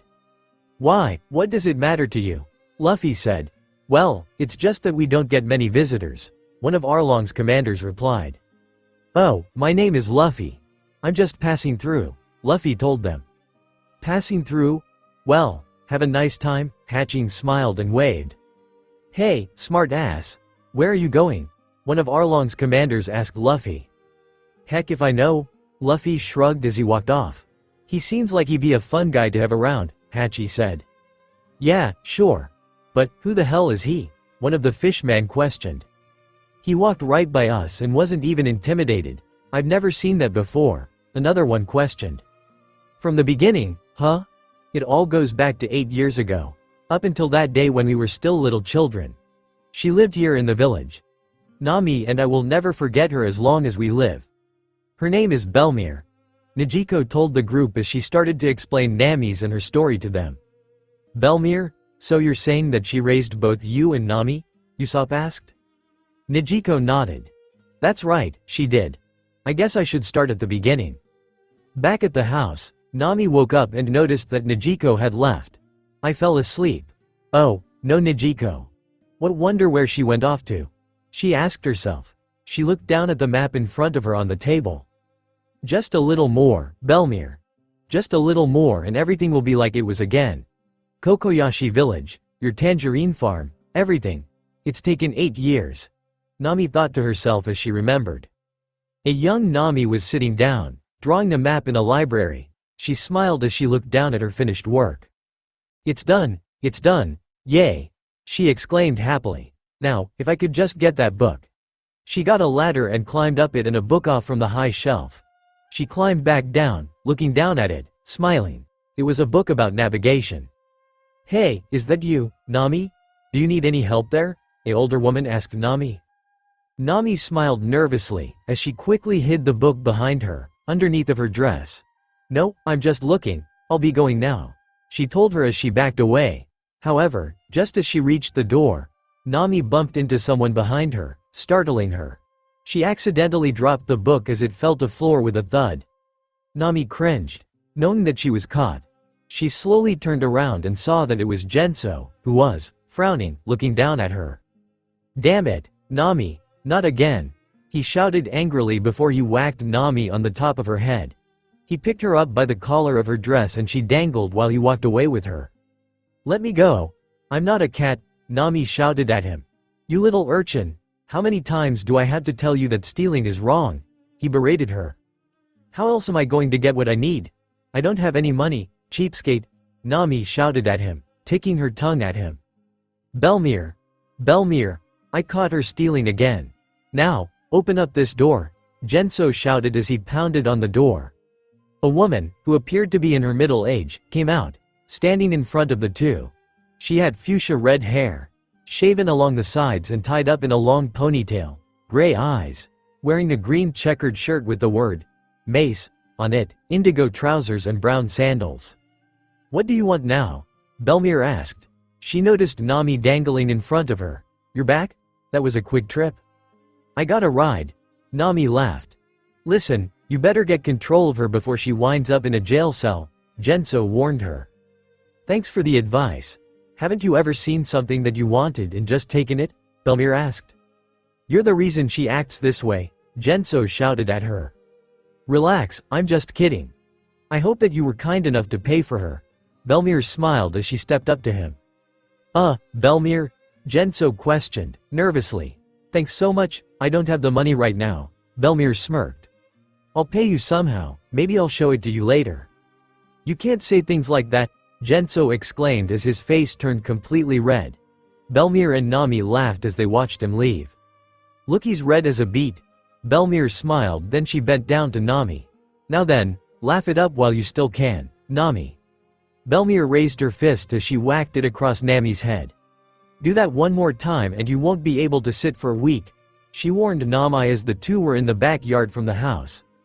There was a large vineyard covered with tangerines. Belmir was sitting down in the chair near a table. Nami pouted as she rubbed her head. I'm sorry, it's just that I really need that book, Belmir, she told her. Then why didn't you ask me if I would buy it for you? Belmir asked. Because I know you can't afford it, Nami said. Belmir frowned in confusion. Of course I can, there's money left over from the last harvest. But I heard them in the village. They said that the weather's been so good lately, everyone's tangerines will sell, which means we can't raise our price and we may not be able to sell at all, Nami explained to her. They don't know what they're talking about, Belmir reassured her. Way to go, Nami.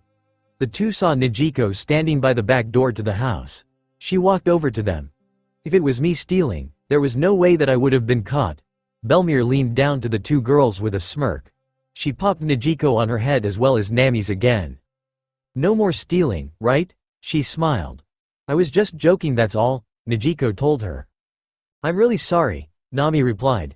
I'm sorry, but one thing's for sure, the maps you draw are so amazing, Nami. Belmir told her as she held up Nami's drawing of Kokoyashi Island. I see you can draw landmass now as well as sea charts. That's the map of our island, isn't it? Nikki asked her. Nobody will believe that such a little girl drew this all by herself, Belmir agreed. I wanted the book so I'll be able to start studying navigation, Nami told them. Navigation as well? Nijiko asked. You're going to be a navigator? Belmir asked as well. Nami nodded. That's right. I'm going to guide ships around all the oceans of the world. It'll be great. And I'll be able to make maps from all the far-off places that I go. So, this island map is a first step to realizing your dream, is that it? Belmir smiled and held up Nami's map towards the sun. The three looking at it. A world map, huh? Nami, your dream is going to come true. I have no doubt. Later on that day, Belmir, Nijiko and Nami were eating at the dinner table. There were several plates of food for the two girls in front of them. Nami noticed that Belmir barely had much seen a tangerine. Hey, Belmir, why haven't you been eating dinner with us lately? She asked her, while Belmir was sewing a shirt for Nami. I've been eating tangerines. I've just been on a diet, that's all, she told her. Nijiko scooted her plate away from her. Then I don't want to eat, either. What's with all of the drama? You need to eat because you are a growing girl. Belmir told her. Nijiko looked up at her. Why do you keep OT eating? Because we don't have enough money to buy food, that's why, she shouted. Really? Nami exclaimed in surprise. You're starving yourself so we won't go hungry? Nijiko pointed out. Tangerines replenish my skin with the power of liquid sunlight. And they are the only reason that I'm such a ravishing even though I am in my extreme late 20s. Belmir tried to assure them. Your hands are all yellow. Nami replied. Would you shut up and eat your food already? Belmir shouted at her. As they were finished with their meal, Belmir had finished up Nami's shirt and she held it up in front of her. It was lion's face sewn on top of a sunflower. And here you go, Nami, all done. A Belmir one-of-a-kind original. Oh great, a hand-me-down. Nami frowned disappointed. Now, that's true, but it suits you. See, look, Belmir told her, giving her the dress. But the lion used to be a sunflower, Nami argued. Quit complaining. You have to take my hand-me-downs or you won't get any new clothes, Nijiko shouted at Nami. But it's not fair. You get new clothes all the time and mine are all used, Nami shouted at her. I get old clothes too, you know, so just suck it up, Nami. Take what you get. Understand? Nijiko yelled back at her. We didn't come from the same parents anyway. We're not real sisters, so who cares? Nami cried out. Belmir froze in shock. She turned around and smacked Nami across her cheek. Nami, Belmir, please, Nijiko pleaded to get her to stop. So what if you don't have the same parents? Belmir said, angrily. I don't ever want to hear you say anything like that again. I don't care. You're not even our real mom. You're just some lady who's taking care of us. You wish that we've never came here so you have all the food and clothes for yourself. You'd be better off without us, isn't it? That way you can do whatever you want? I wish. I wish that one of the rich adopted us instead of stinky loser like you. Nami cried as she shouted at her. Belmir stared down at Nami completely stunned and hurt. She looked away from her. Fine, if you hate it here so much you can find someplace else to live if you want. I didn't sign up for this. Belmir told her. Stop fighting, please. Just stop, Nijiko cried out. Nami got up and ran out the front door and into the pouring rain outside. I'm never coming back, Nami. Stop, Nami. Nijiko called out to her begging for her to come back. Belmir sat down in the chair at the table. Belmir, the three of us are a family, that's the truth. And you know Nami feels the same, no matter what she said. Nijiko said to her. Belmir turned to her and chuckled and smiled. Look who's being the adult here. I blew up and you're the level-headed one. She replied as she petted Nijiko on her head. Why don't you go and find Nami? I'll make something special for dinner and we all can make up, okay? So you've run away from home and come to the village. Now what's the plan? Genso asked as he cleaned Nami up with a towel, drying her off. He handed her a cup with, drink it before it gets cold. Belmir would be so much happier if she didn't have us around, Nami replied, sadly. And why would you say that? Genso asked her. Well, you need a lot of money to take care of 2 kids. And because of me, the whole village hates her, right now. Nami pointed out. Genso made a reassuring smile. That's progress. At least you're considering it, that is. But don't worry, when Belmir was your age, she was a complete nightmare terrorizing the entire village. Is that true? Nami asked him, surprised. Genso nodded. Sure, even now the villagers look at her as some kind of a screw-up. So, you can imagine how surprised everyone in the village was when she joined up with the Marines. He explained. Marines? You mean, Belmir was in the Marines? Nami asked. That's right. Genso said. She said that she couldn't stand by and do nothing while pirates killed innocent people, then she left the village. She was teetering on the verge of death, that is, until she saw two children. A little girl and a baby. Belmir was surprised to find anyone alive in a ghost town of a village in ruins caused by the battle she was in, trying to defend it against pirates. Despite of everything, the baby laughed when she first saw her. That innocent child was you, Nami. Nami's eyes widened in shock and Genso continued his story. And seeing how precious you were, gave Belmir the right reasons to live again. There was a fierce storm late at night. A small bat crashed against the waves, struggling to fight against the currents. A ship? One of the villagers questioned. Who on earth would be out here in such a terrible storm? Another one asked. Belmir stepped off from it, cradling Nijiko and Nami in her arms wrapped in blankets. She had her marine uniform draped over them to shield themselves from the pouring rain. Doctor! I need a doctor! She cried out. What's going on? What happened to you, Belmir? The villagers asked, shocked to see her, as well as seeing the two children in her arms. Belmir, Genso exclaimed as he ran up to help. Did somebody call for a doctor? Who are these children? The doctor questioned her. Doctor, they're burning up. I'm afraid they might be really sick. Please, help them. Belmir pleaded with him. He took the two girls in his arms before looking at Belmir. All right, and we better mend up those nasty wounds of yours as well, young lady. Belmir shook her head in refusal, crying. Never mind that. Please just don't let them die. You have to save them, she cried out. I'm begging you, doctor. Eventually, the three were in the village hospital. Belmir was sitting in the bed holding Nami to her chest while Nijiko was to the left of her. Genso and the doctor were there as well. I don't believe you, say that whole thing again, Genso replied, confused. Belmir smiled as she pulled Nijiko closer to her. I said that I'm going to try to be the mother of these two girls. It's that simple, Genso and the doctor's eyes widened in shock. No way, Genso exclaimed. That's insane. You're far too immature to handle this much responsibility, the doctor agreed with him. You can't handle them by yourself. Just hand them over to me, Genso tried to persuade her.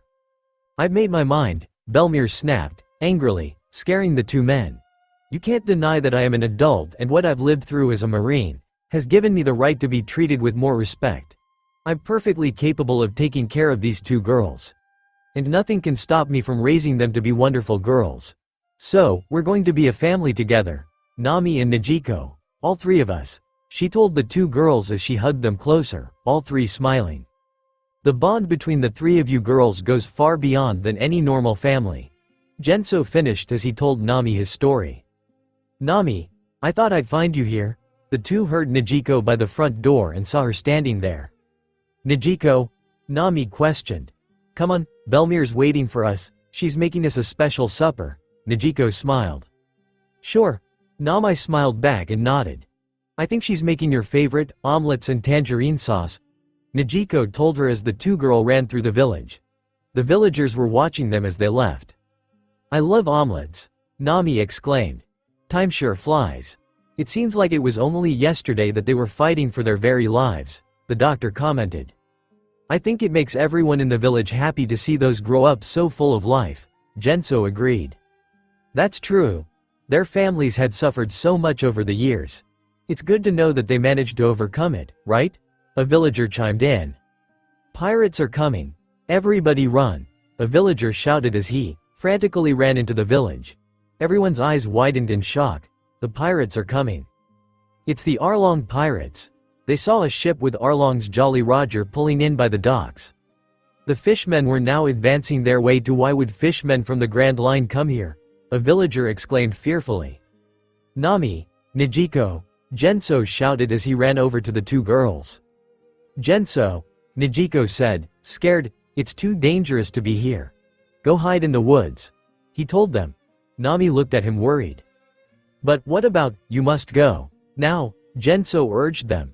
The two girls hid between several houses into the bushes and watched as the Arlong pirates arrived into the town, stopping in front of the villagers. Greetings and salutations, you pathetic little humans. From this moment on, this entire island and its inhabitants are a part of my domain, Arlong shouted and smirked evilly. Listen closely, from now on the first, or every month, you will buy your lives from me. 100,000 Baileys for adults, 50,000 for children. Those who cannot pay will die. What should we do, Najiko? Nami asked her worried. We don't have that much money. Maybe the fishmen won't be able to find our house. You can't see it from here, Najiko assured. Is that it? So what's the haul? Arlong asked one of his commanders as they finished collecting the money from the villagers. About 25 million give or take, he replied. You all shall alive, Arlong smirked as he got up to leave, his crew following behind him. It's time to leave, come brothers. Arlong, there's smoke coming from outside the village, one of his crew members pointed out into the mountains. Nami and Najiko froze. Okay, let's see. Delicious, there isn't anything quite as tasty as my special tangerine sauce. Belmir smiled while she was cooking. Nami and Najiko are going to love it. It looks like chimney smoke coming from somebody's house, one of the pirates said. Oh, we almost missed that one, Arlong said. His crew and him started to head over in the direction where the smoke was coming from. That was coming from Belmir's house. Belmir, Nami and Najiko exclaimed and ran to warn her. Alright, let's go. Guys, this is bad. The pirates are going to Belmir's house, Genso murmured. Genso, Najiko and Nami are gone. The doctor called out to him seeing Nami and Najiko were gone. I think the dumplings needs another 10 minutes and the stew is almost ready, Belmir said to herself before opening a cabinet and pulled out a wine bottle that was made from her tangerines. This is definitely going to blow my budget, but sometimes you got to live a little. Nami and Najiko ran as fast as they could, hoping to get to the house before Arlong and his crew do. Belmir! Belmir! Nami cried out. Belmir is going to be killed. Oh, they're here, Belmir smiled, turning towards the front door, hearing a knock. It's open, come in. Why, thanks. Arlong smirked and opened it. He stepped inside, but as he looked around there was no one there. Suddenly, Arlong was kicked right in the face by Belmir and he was knocked down. The former marine towered over him, pointed the armed musket into the fishman's mouth ready to fire. I guess you weren't expecting a former marine, she smirked. Now, what would a pirate from the Grand Line want with Kokoyashi village? But something was wrong. The fishmen crew strangely began laughing, eerily. Belmir looked around at all of them, suspiciously, wondering why they were laughing as their captain was in danger. What's so funny? She demanded. As Belmir was distracted, Arlong took the chance to bite down hard on the marine's gun. Belmir gasped in shock seeing that his teeth had completely demolished it. Arlong grabbed Belmir by her throat as he stood up, lifting her in the air. Useless, foolish, stupid, empty, worthless. All of you humans. You have no strength to speak of, Arlong laughed evilly. Nami and Najiko were getting closer to the house, seeing the back door right in front of them as they raced through the tangerine vineyard. We'll help her escape through the back door, Nami told Najiko. What if the pirates are already there? Najiko shouted. Suddenly, someone leapt out as they came through the tangerine trees and grabbed the two girls, preventing them from going any further. It was the town doctor. Stop, he warned the girls as he placed them down back on the ground. He stood in front of them, blocking their path from getting to the house. Doctor, Najiko shouted. You can't go back home, he shouted. We have to save Belmir, Nami argued. The doctor bent down to the two girls, placing his hands on their shoulders. Najiko, Nami, be quiet and listen to me. There will be times in life like this moment now, when you have to learn the truth, no matter how hard it is to take. Then the three heard Belmir let out a scream in pain. Belmir! The two girls cried out as they tried to get past the doctor, but he held them back. Belmir laid on the ground, completely bruised and beaten up, as Arlong continued his merciless beating. Her left arm was broken as he continuously stomped on it, turning purple. It's no use. These guys are real monsters. Am I going to die? Najiko. Nami. Belmir struggled to keep her eyes open until she looked up, looking past the crew of fishmen pirates, seeing someone running towards them. It was Genso. Belmir, don't waste your life because you're a stubborn fool. There's no reason for this fight that can be resolved with a simple exchange of money, he shouted. Just pay the fee and I'll stop, Arlong said, as he stopped, looking down at the former marine at his feet. 100,000 for each adult and 50 for each kid, if any. If you can pay for your whole family, I'll gladly spare your lives. Genso ran over to her and picked Belmir up in his arms. How much money do you have? You need 200,000, he asked her. I don't have it. I'm not even close, Belmir whispered quietly to him. Genso gritted his teeth, worried, before Hachi called out as he was looking inside the house. Hey, the table is set for 3 in here, he shouted. Genso's eyes widened in fear. Arlong smirked and chuckled. A family of 3, it's for me and my friend, Genso quickly replied. Arlong turned to him, as well as the rest of his crew, with a confused look. We were supposed to have a nice dinner tonight before you came. Come Belmir, I know you made something wonderful. Pay him before our food gets cold. Genso. Belmir whispered, looking at him. Just pay the pirates and then they'll leave us alone, he said to her. It's true, the village registry shows no record of her marrying or giving birth. She's always been single. One of the fishmen said as they were reading through the village registry. Nami and Nijiko's eyes widened in shock hearing the news. They were never registered ever since they came to the island with Belmir. Why didn't she list them living with her? Was it out of shame? The 2 girls felt their eyes starting to burn as tears began to appear. Listen, there's no way that the pirates will ever find out about you. But, you have to leave this island, immediately. And don't ever look back. It's the only way for all 3 of you to survive. We can't afford it any other way. You're much too young to be at sea alone, but you've survived before and there's even a chance, the doctor tried to tell them before Nami cut him off. No, she replied. The doctor's eyes widened. Nami shook her head as she cried. I don't want to. Why do we have to leave? They're the ones who came here. I want to stay in this village. It's because we're poor and that's why we can't stay together. Why? Why can't they just go away? Belmir handed Arlong the 100,000 Baileys and he took it from her. Well then, now we can all be safe. He smirked. He and his crew started to leave. Fine, we'll leave this island, Nijiko shouted, angrily. Nijiko! Nami called out to her as she started to leave. We have to leave or Belmir will die, Nijiko told her. Wait, who said that I was paying for me? Belmir called out to Arlong. He stopped and turned around back to her. Genso's mouth opened in horror. That money I gave up was for my 2 daughters. But, I can't pay you, she smiled. What are you doing? Genso exclaimed. It's okay. I have to do this for my family even if it costs me my life, she told him. Stupid girl. The doctor gritted his teeth. Nami and Nijiko stood in shock, hearing what Belmir had said. It's true that the 3 of us aren't related by blood, but with them, all I've ever wanted was to be their mother. Belmir cried out. Belmir! The 2 girls cried out as they ran past the doctor. He tried to stop them but they had already slipped past him. Nami and Nijiko ran out from the side of the house, passing the fishmen pirates, who were surprised, seeing them, as the 2 ran over to Belmir into her arms. Don't cry, girls. I wish that I could have provided for you better. I wish that I could have been a better mother to the both of you. Belmir told Nami and Nijiko. She started to cry a little as well. Don't say that, Nijiko shouted at her. We don't need anything. Just don't die.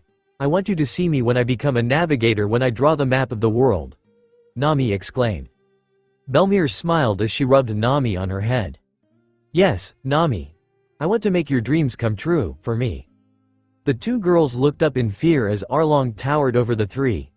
Belmir held them in her arms, defensively, glaring up at him. Belmir! Nami cried out. So these are your daughters? Arlong smirked. Yeah, that's right. And you have to promise me that you'll leave them alone. Belmir said, narrowing her eyes at him. No problem, as long as you die like a good girl, Arlong chuckled. Stop it, Nijiko cried out. Several of the villagers had came to help and charged at the pirates. Arlong laughed. Well then, don't kill them, boys, just teach them a lesson, he ordered his crew. Now, to set an example. Arlong's crewmates began to overpower the villagers with ease, beating them to a pulp. Then Arlong turned back to Belmir with an evil smirk. You ready to die? Belmir threw Nami and Nijiko away from her as she tossed them inside of the house and stood up. The 2 girls cried out to her. Arlong pulled out his gun and aimed it at the woman's chest. Nijiko! Nami! Belmir smiled. Nami and Nijiko watched in horror as they heard the gun went off. "I love you." The two girls screamed as they saw their mother fall back onto the ground, dead.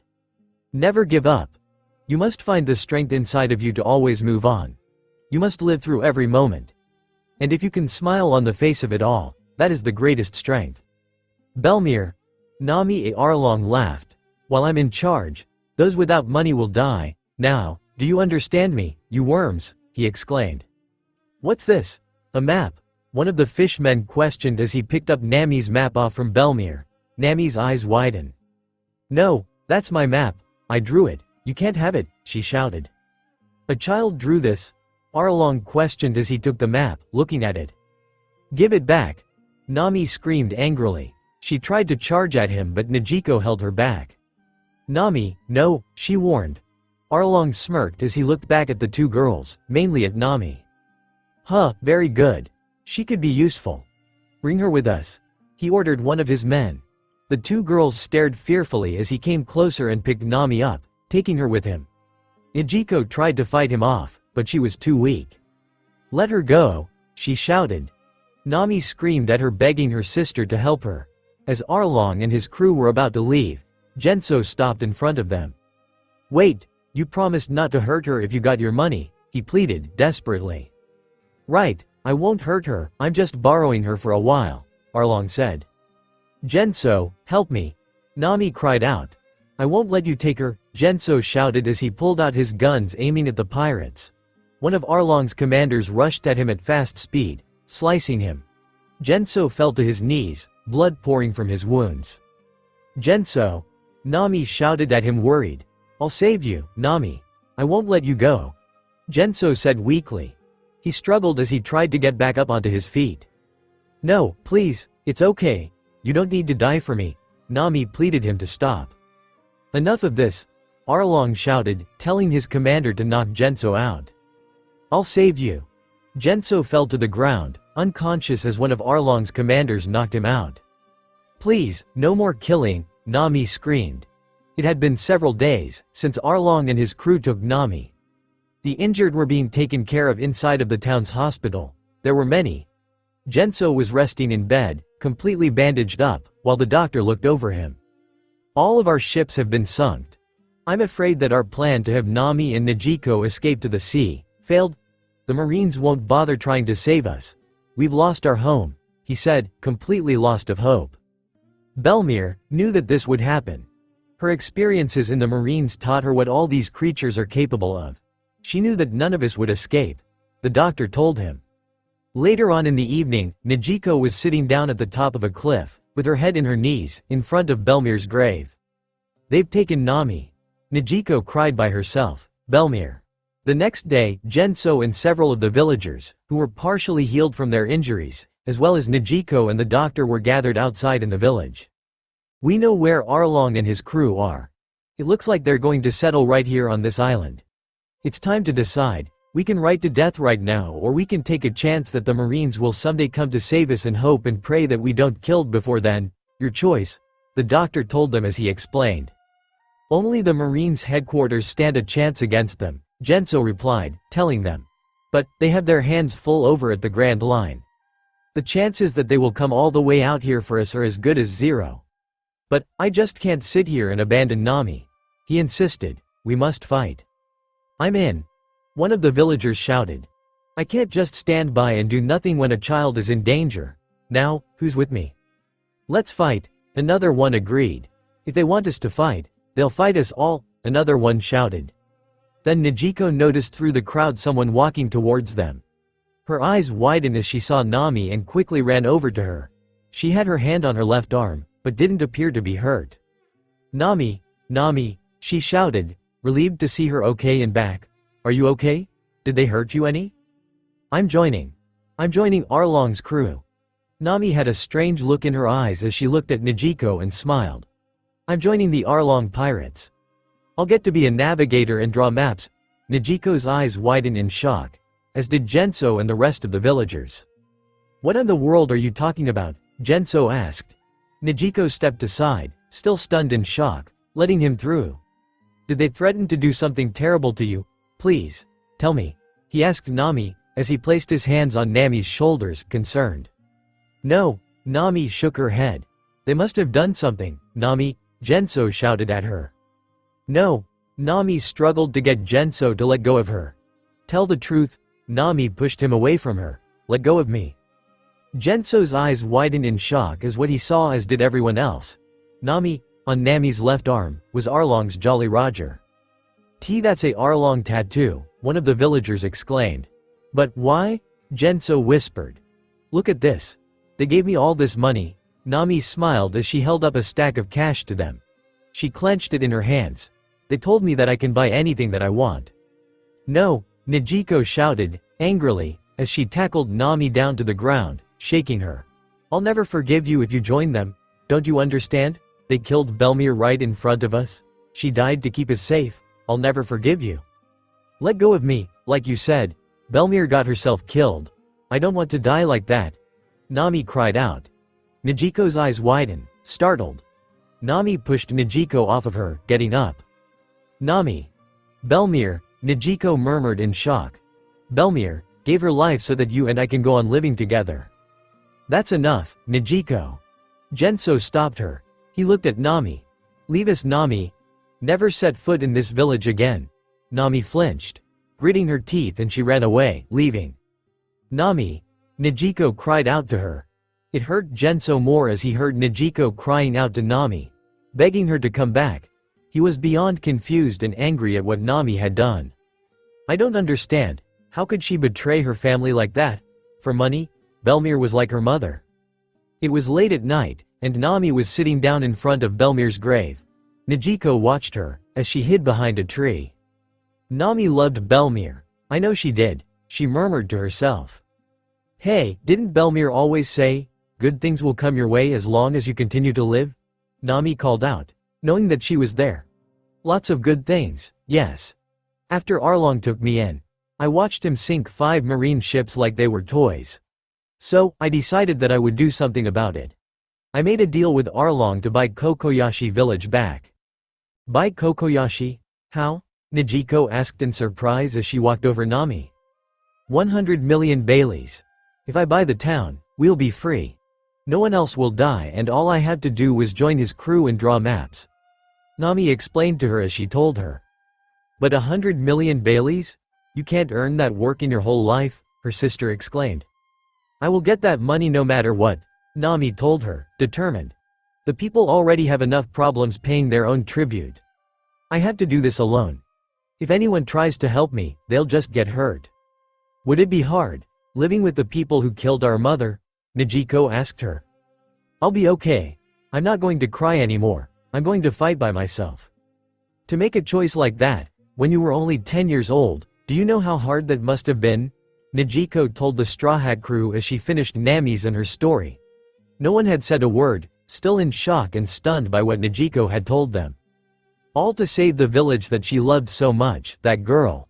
Usopp replied. He had felt terrible what he said about her. Nami is definitely strong, Aya replied. No one should ever have to go through that. She clenched her fists, feeling guilty for the way that she had treated her when her and Luffy first met her. Arlong is going to pay for what he's done. I agree. Whoever makes Nami suffer is going to hear from me, Sanji shouted, angrily, ready for a fight. Nijiko punched him. You do that? Because, I'm telling you to stay out of it. If you go around saying that she's your friend, they're going to become suspicious of her. Then her 8 years of suffering would have been for nothing, she told the pirate group. Don't make it harder than it already is. She has to fight alone. Knowing there are people who call her friend only makes the suffering worse. Well, you're wrong about that, Aya said. Nijiko looked at her confused. Huh? We're not your average, normal, everyday pirate crew. Nami was sitting down at the table, looking around her house until she saw Belmir's tangerines, lying on the floor. It's taken a while, and there's 7 million left. If I can get that with one more job, just one more trip, and this will finally be over. Arlong's rule will be over. Kokoyashi village will be free. I will be free, and then I think I'll finally be able to smile again, for real, Belmir. She smiled to herself. Back the village, the villagers watched cautiously, as they saw Genso lead the Marine Colonel and his soldiers to Nami and Najiko's house. "So why did the Marines want Nami?" Genso asked. "Your job is to lead the way, quietly." The Colonel smirked. As they continued walking, Luffy stopped in his tracks as he saw them heading towards him. They walked past him, not even noticing him. Luffy watched quietly as they left, then noticed Genso's hat. "A hat pinwheel? Where in the world did he get that?" he exclaimed amazed. "It's so cool." Nami walked out of the house from the back door, smiling at the tangerine vineyard in front of her. She stretched her arms. "One more little job. Let's get to it," she told herself. Then Nami heard footsteps as they were coming towards the house. She froze as she saw Genso, but even more confused seeing the Marines were there with him as well. "Marines? Why is Genso with them?"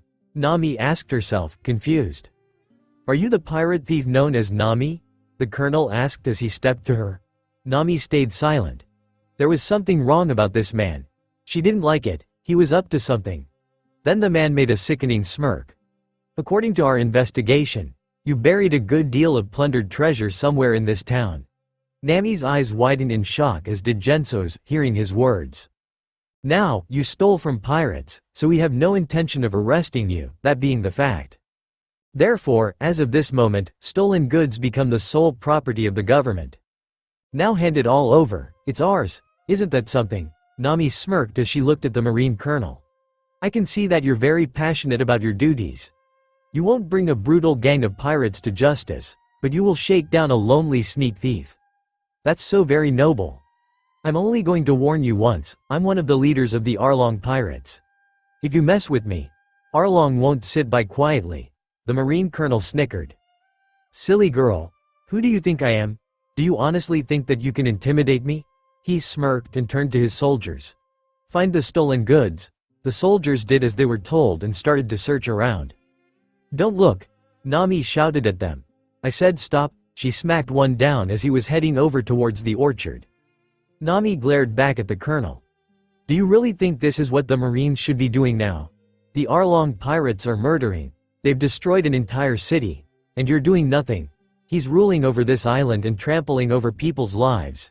You ignore Arlong's atrocities to go steal from a thief? Is that what you stand for? Big talk from a filthy criminal." He ignored her and nodded to his soldiers. "Continue the search, men. Every person on this island has been waiting for the Marines to come and help them for years. How dare you cost them 10 years by searching for money?" Nami shouted at him. "Sir, this tangerine orchard seems a little suspicious," one of the soldiers called out. Nami's eyes widened in horror. "Dig it up," the Colonel shouted. "The whole thing if need be." Nami charged at the soldiers as they started to dig around in the orchard, striking several men down with her staff. "You keep your filthy hands off of Belmir's tangerine orchard," she shouted as she knocked one soldier down on the ground. "I won't let you take my money. That money is for. That poor girl's money is meant to save Kokoyashi village," Genso said. "What gives you the right to take our salvation away from her? Damn you." My, a mere village representative talking out to a Marine Colonel, how bold." The Colonel smirked and turned to him. Nami stood up, looking at Genso, shocked by what he had said. "Genso, how did you know about that?" she asked. "I've always known, Nami." Genso said to her. Nami's eyes widened a little, more surprised. "Couldn't believe what you have done.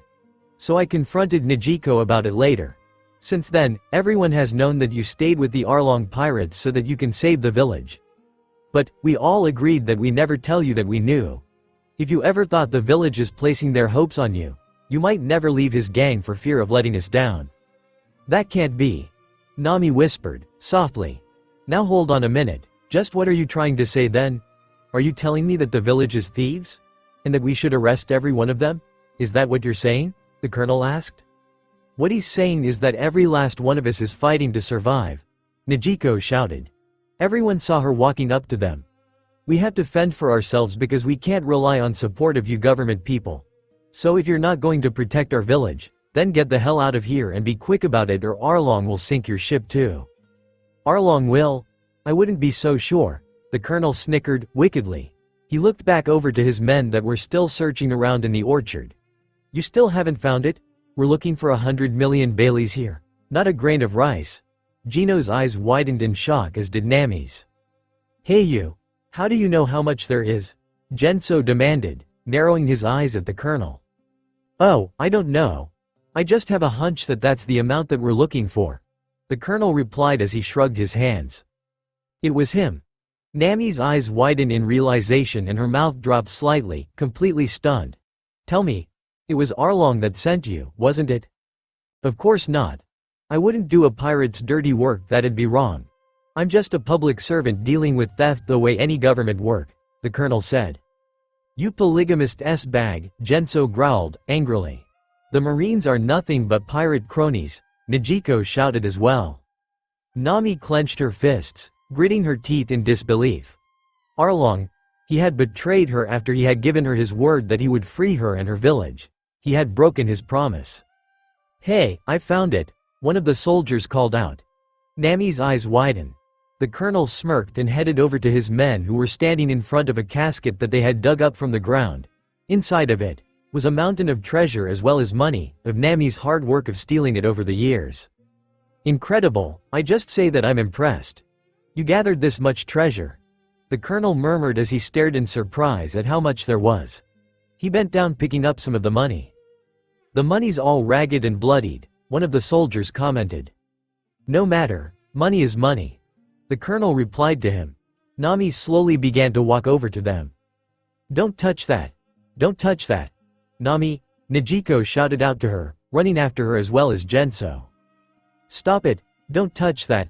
Nami shouted as she charged at the colonel and his men, her staff ready to strike.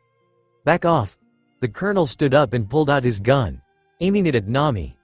Nijiko quickly jumped in front of Nami, while Genso grabbed the woman from behind, holding her back. Nami. Nijiko tried to calm her down when a shot was fired. Nami's eyes widened in horror as she saw her sister fall back and collapsed onto the ground. Nami tried to keep her awake as she shook her. Her eyes widened as she saw blood coming from Nijiko's shoulder from the gunshot. Genso was completely in shock and in, Nijiko. Back in the village, Luffy was sitting underneath of a tree. A pinwheel, huh? He murmured as the thought to himself and grinned. I just thought up a new move. Doctor. He looked up and saw a crowd of the villagers as they were standing around, as well as Genso as he held Nijiko. Genso, what is it? The doctor ran over to them. Nijiko's been shot, Genso told him. By who? The doctor questioned. The Marines. Genso frowned as he gritted his teeth. The Marines? The doctor's eyes widened as did the villagers, shocked by the news. Arlong has been working with those damn Marines. Genso explained to them. What? One of the villagers shouted. He's been lying to Nami for the last 8 years. He never intended to honor their agreement at all. Genso told them. That bastard, one of the villagers growled, angrily. Oh no, that means. A woman murmured in shock as well. That scoundrel. He lied to our Nami, another villager shouted enraged as well. Nami. Luffy whispered as he saw her walking up to the villagers. He grinned and ran over to her. Hey Nami. What's up, need help with anything? Nami growled and snapped her head, glaring at him. Why are you still here? She shouted at Luffy and shoved him aside. Stay out of my business. Just get away from our island. She ran off leaving the village heading towards Arlong Park. Arlong. What's her problem? She's worse than Aya when she's angry. Luffy grumbled as he sat back down under the tree, crossing his arms, pouting. Nami stopped at the gates of the compound and slammed open the door, walking inside. Arlong. What seems to be the problem, oh skilled surveyor of ours? Why the sour face? The fishman captain smirked as he watched her walk up, as did his crew. Those marine maggots you keep on the payroll, stole every last belly I've had. Nami shouted. What happened to all of that crap about dying before you ever break a promise that comes to money, bastard? She grabbed Arlong by the collar of his shirt, shaking it, enraged. You traitor. Refresh my memory, did I break a promise? Arlong asked. Don't play dumb with me, I know that you sent the Marines. Arlong grabbed Nami by her neck, lifting her up. Just when did I break that evilly? Speak up, girl. Damn you. Damn you. Damn you, Nami cried. Too bad all of your stolen money got stolen. That certainly is unfortunate. Arlong said as he placed her back down. He kept his fist underneath Nami's chin, making her look at him. But, a deal is a deal, Nami. If you can't come up with 100 million Baileys, then both you and your village stay in my possession indefinitely. Well, you know the terms. You pig. It's only 100 million Baileys. Start saving up again and you'll have it in no time. Arlong laughed. Or are you going to run out on me? Listen, if you do that then I'll kill everyone in that village. Do you understand me? Nami's eyes widened and she slapped Arlong's hand away, running off, leaving the park. Ah, running away so soon. Shouldn't we chase after her? Hachi asked. No need for that. Trust me, Hachi, she's not going anywhere. There's no way Nami would just abandon the lives of all those villagers. Arlong told him. Now, that's what I call playing dirty, one of the fishmen replied. There's no way that I'd let go of an asset like Nami that easily. I may be cruel but I'm not totally heartless. Once she's done charting all the world's oceans, she'll have her freedom. Alright, let's go meet up with Luffy as soon as possible, Usopp said as he stretched his arms. He looked over and saw Sanji sitting down on the ground, smoking his cigarette. Hey Sanji, what are you doing? I'm appreciating happiness, Sanji said. What are you talking about? Usopp asked, confused. Nami has had to live with way more suffering than any normal person. Right now, I'm making a lot of good vibes so I can send them her way. Isn't that great? Sanji told him. I bet that's not all you're thinking about, Love Cook. Usopp murmured as he narrowed his eyes suspiciously at Sanji. I'm trying to fight for a beautiful person. Is something wrong with that? The cook replied. That's not right at all, Usopp shouted at him. This is supposed to be for Nami and all of the villagers. Yeah. Sanji brushed him off, standing up. Zoro stood up, starting to walk away. Quit bickering, let's go, he told the two. Hey, where's Aya? Usopp asked, noticing that she wasn't anywhere around. She already left right after Love Cook over here started talking about mushy nonsense. Zoro explained. Without hesitation, Sanji immediately sprinted off as he ran down the dirt path that was heading towards the village. He saw Aya about halfway down and smiled happily. Wait for me, my dear Aya. Your Sanji-kun is right behind you, he called out to her, with hearts in his eyes. Go away, Aya shouted at him. Usopp and Zoro watched, not too far back. What an idiot, Usopp replied. Zoro slapped him on his back and started to follow after them. An idiot in love. Come on, let's go. Back in the village, the villagers were getting ready to storm the park. We've had enough. Take up arms. It's time to fight, Genso told them, as they held weapons in their hands. Nami ran quickly as she tried to head back to the village to stop them. Genso, please don't do anything stupid. We have to live or our struggles will be for nothing. You can't throw your lives away. 8 long years ago, we promised that we wouldn't live our lives in vain. No matter the pain and humiliation we've endured under Arlong. We swore to fight the long fight so Nami could meet their demands. But, they lied. They never intended to keep their end of the deal. Instead, they stole our only chance of freedom. So now, we should make those filthy fishmen pay for the years they manipulated that kind young girl, am I right? Genso asked them. Yeah, let's do this, a villager shouted. We're always ready to fight those monsters, another one shouted. Everybody wait. Nami shouted out. They turned around and saw her walking over to them. Nami, Nijiko called out to her. Calm down, it's not that much money. I can make it back in no time. Nami smiled as she stopped in front of them. I'll take care of it, don't worry. It'll be easy this time. I'm used to it. I'll be fine. Just relax, everything's okay. Hey, it's nothing compared to Bax then. Come on everyone, I'm perfectly fine.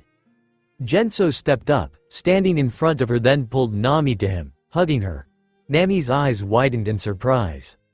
You've done enough. You have to know that there's no point now. You struggled so hard carrying our lives on your back this whole time. I can only imagine that joining them must have been more painful, like being stabbed to the heart. You fought bravely. Genso, Nami whispered as tears were starting to form in her eyes. She stepped away from him, looking at her sister and the villagers, who had determined looks on their faces. Set yourself free from this village, one of the villagers told her. Genso, Nami shook her head. Nami, do it. her sister said to her.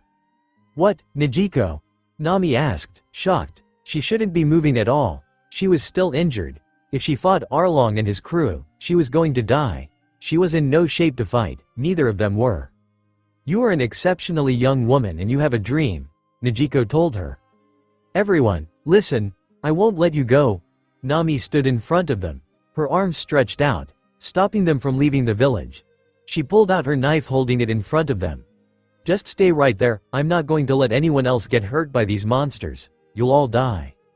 Nami. Genso whispered. Nami, it's no use. We've made up our minds, one of the villagers said to her. Get out of the way. Genso stepped over to her and grabbed the knife, ripping it out of Nami's hands. He turned back towards the group. Move out. We may not win but we will give him hell. Nami watched, completely hopeless as she saw them ran past her, heading towards the park.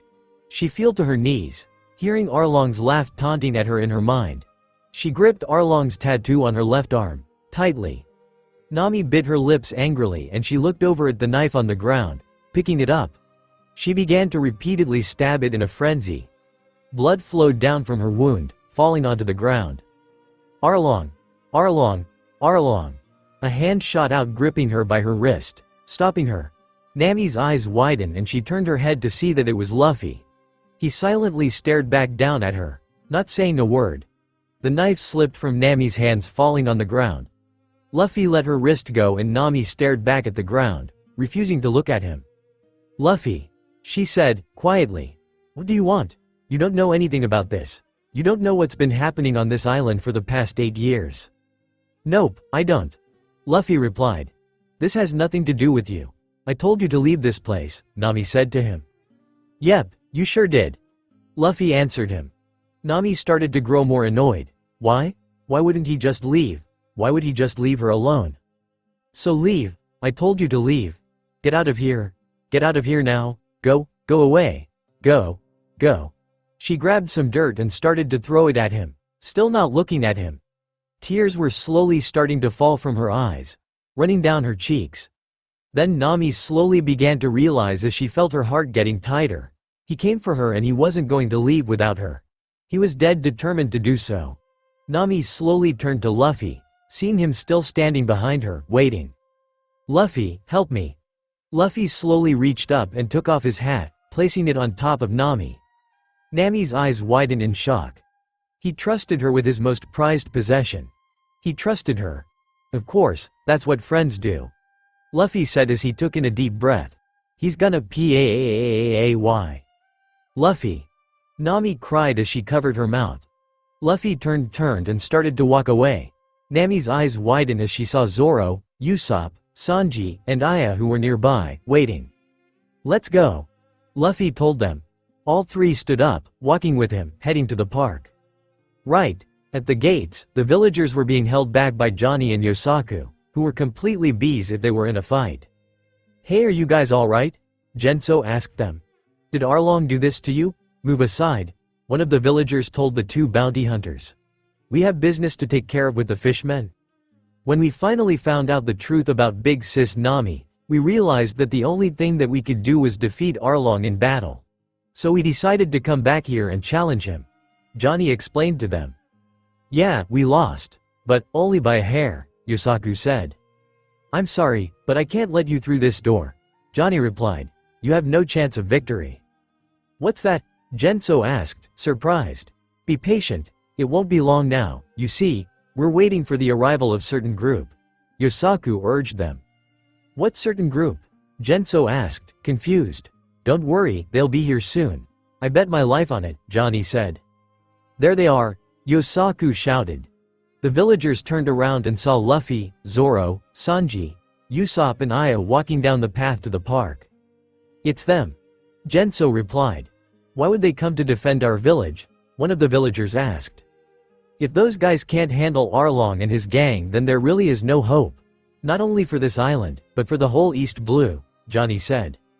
Those are the faces of the 5 people who are going to change your destiny, Yosaku said as well. Burn their images into your memory. The crew stopped in front of the gates and Luffy stepped up. Step aside, he told the villagers then walked right up to the doors. Arlong and his crew were still inside, talking to each other. "Hey, do you think those two idiots that showed up earlier were in Zoro's little crew?" one of his commanders asked him. "Zoro? They seemed too weak for that. They weren't even worth killing," Arlong said. "That's for sure," one of the fishmen agreed. Suddenly, there was a loud bang, making the pirates turn towards the doors. The doors were completely demolished as they watched in shock to see Luffy and Aya standing in front of the entrance with Zoro, Usopp and Sanji behind them as well as the villagers. "Huh? What the?" Arlong's eyes widened in shock. Luffy and Aya stepped inside, looking at each of the fishmen with a dark look in their eyes, determined. "Now, which one of you is Arlong?" Luffy demanded. "Arlong? Well, that just happens to be my name," Arlong smirked, as he narrowed his eyes at the two twins, nearly turning into slits as he saw Aya. "Good, you can call me Luffy," Luffy said, "and you can call me Aya." "But we've already met," she smirked. "How did you like that boulder to the face?" "Whoa, you threw a boulder at him. I wish that I could have seen it," Luffy exclaimed in awe. "Sure, did." Aya nodded. Arlong growled. "What are you two supposed to be?" he questioned them. "We're pirates," Luffy told him. "Hey, that guy. Wait a second, I remember him. He's the guy who likes going on walks," Hachi shouted, as he recognized Luffy. The two started to head over to Arlong, but two fishmen got in their way, stopping them from getting to the fishman captain. "Hold it right there," one fishman said as he placed his hands on Aya's shoulders. "Where do you think you're going?" another one said as well to Luffy. "You want to the boss? Well, you gotta talk to us first, get it?" "Move it," Luffy slammed the fishman into the wall. "I want to talk to the big fish, not you," Aya said as she slammed the other fishman into the ground. Arlong's eyes widened in surprise at their strength. "So what does a pirate want with me?" he asked the two. "Who the hell are you?" A fist was slammed on Arlong as Luffy punched him, knocking the fishman right off his throne, crashing into the wall on the other side of the compound. Everyone watched in shock as the fishmen crew. "That's for making my navigator cry," Luffy shouted. One of the fishmen was about to lunge out at the two, but Sanji kicked him back. "You're out of your league." He landed right next to Aya, looking at Luffy. "Geez, you just had to run out ahead by yourself." "Don't worry, I can handle those bozos on my own," Luffy told him. "So can I?" Aya said as well. "But thanks.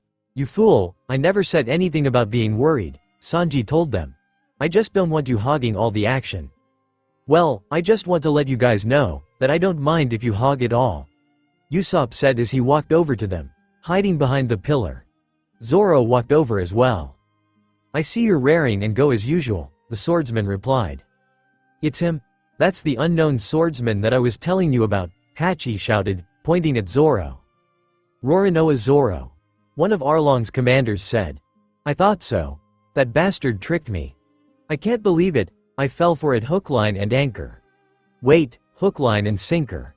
Hachi corrected himself, embarrassed. "Hey, look, Long Nose is here," one of Arlong's commanders said, seeing Usopp. Usopp cringed. But, he's dead. We saw Nami kill him," Hachi shouted, shocked. "So he's alive. Which means," one of the fishmen murmured. "That Nami was a traitor all along," one of Arlong's commanders frowned. Who are those guys?" Genso stammered in shock.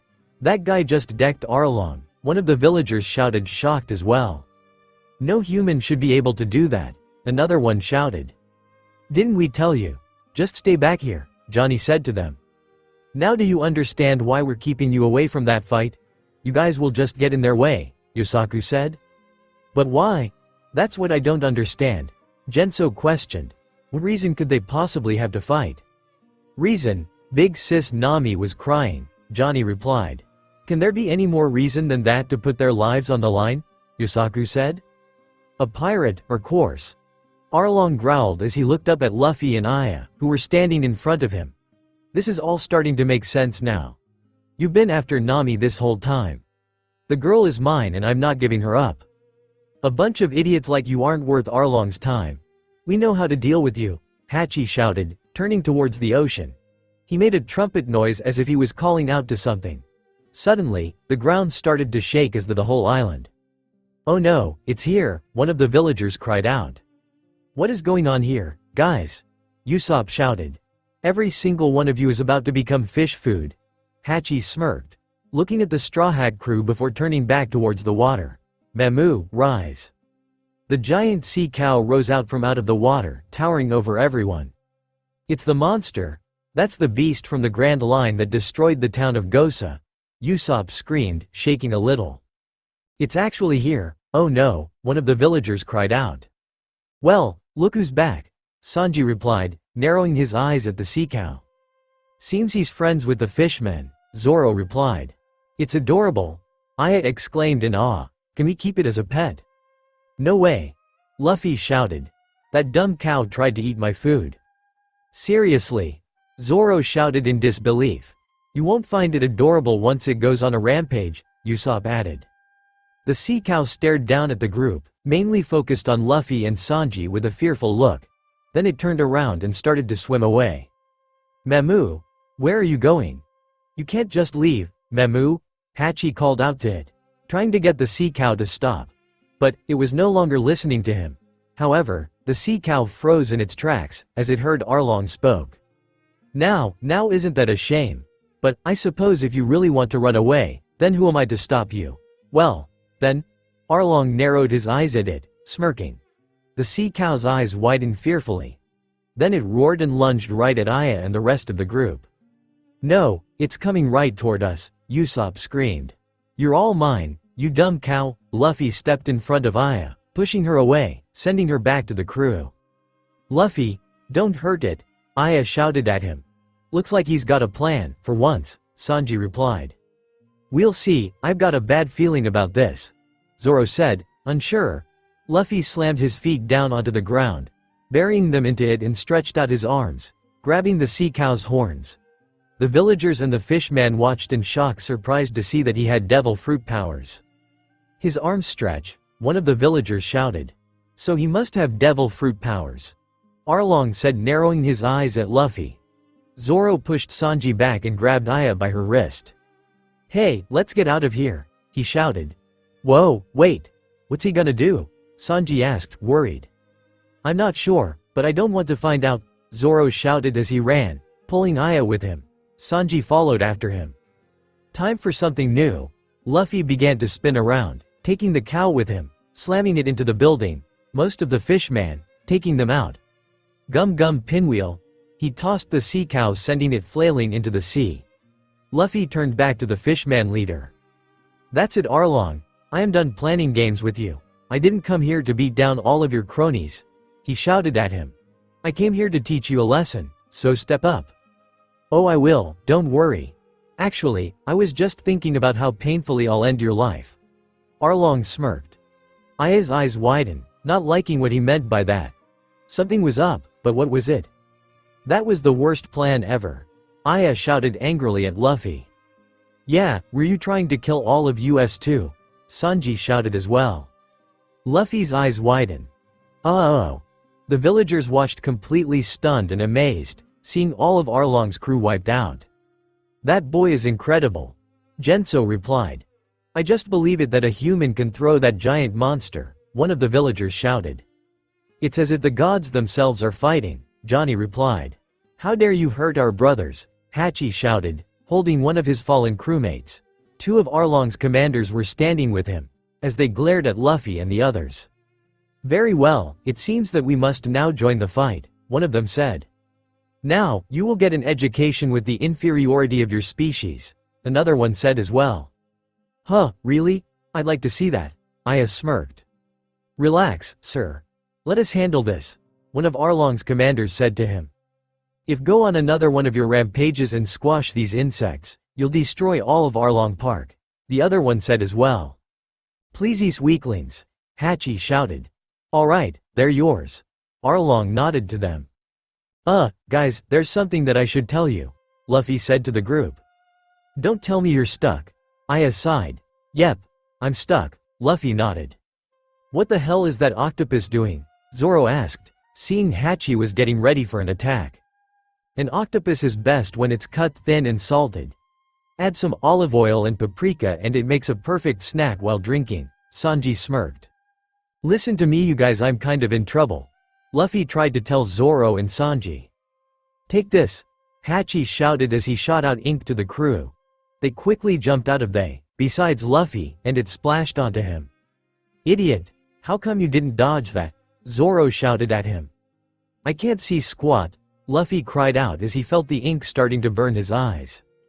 Now to finish you off, Hachi picked up a piece of the damaged building and lifted it over his head, getting ready to bring it right down on top of Luffy.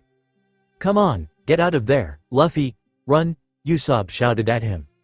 That's the problem, I can't run. I can't even walk, Luffy called out as he struggled to pull his feet out. My feet are kind of stuck. But you're the one who stuck them into the ground in the first place, Usopp shouted in disbelief. Always thinking ahead. Zoro sighed. Hachi brought the wall down on Luffy but Sanji kicked it, shattering it to pieces. You're such a pain. Sanji, that was so totally awesome, Luffy grinned. Looks like I ended up picking one hell of an idiot to be my captain, Sanji smirked. We all did. Zoro added. Luffy's great, Usopp added as well. But the truth is that our idiot captain is far better than a gang who prey on a lady, Sanji said, narrowing his eyes at the fishmen. A lady, huh? One of Arlong's commanders snorted. You asking for certain death for one lousy girl? I think that's the most ridiculous thing that I've ever heard. Lousy girl? Sanji growled, narrowing his eyes at the fishman. If you insult Nami one more time, I promise that you'll go from fishman to fish sticks, got that?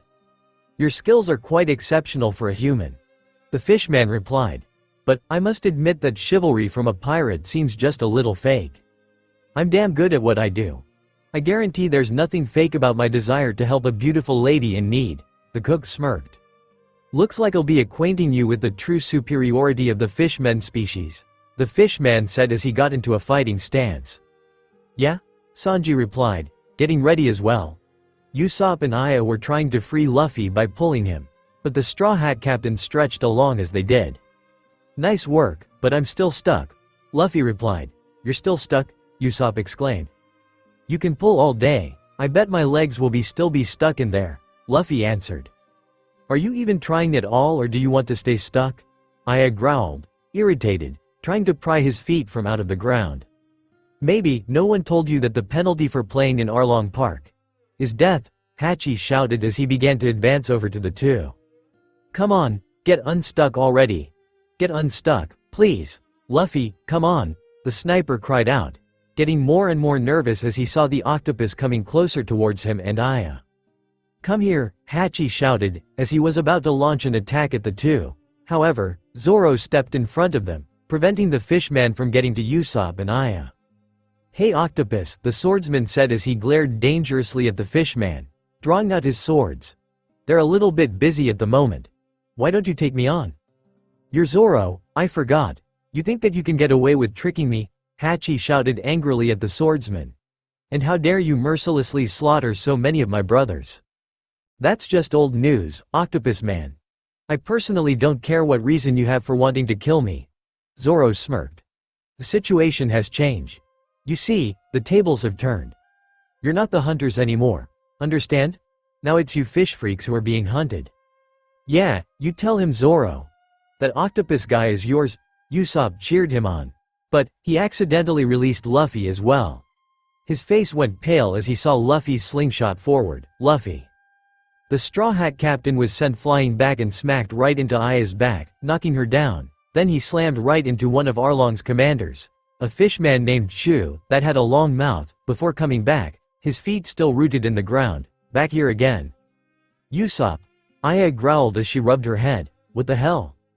It was an accident, the sniper meekly replied, smiling sheepishly. However, it dropped when he saw the fishman get up. Usopp cringed and squeaked as he saw the pirate glare daggers at him. Oh, you're dead. Oh crap.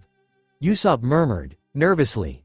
I get it now, you must actually want me to kill you, the Chu said, coldly.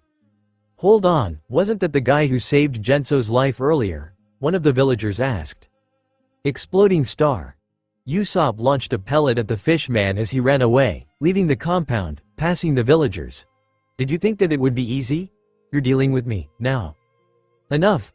I'm going to get rid of you. Right now, Chu shouted as he chased after the sniper. You got this, Usopp. Aya called out, cheering for him. Usopp screamed as the fishman lunged at him. He dodged it and continued to run faster. Who is that man? Genso questioned as he watched the two run off. Brave 1 minute then cowardly the next, Johnny replied, shaking his head.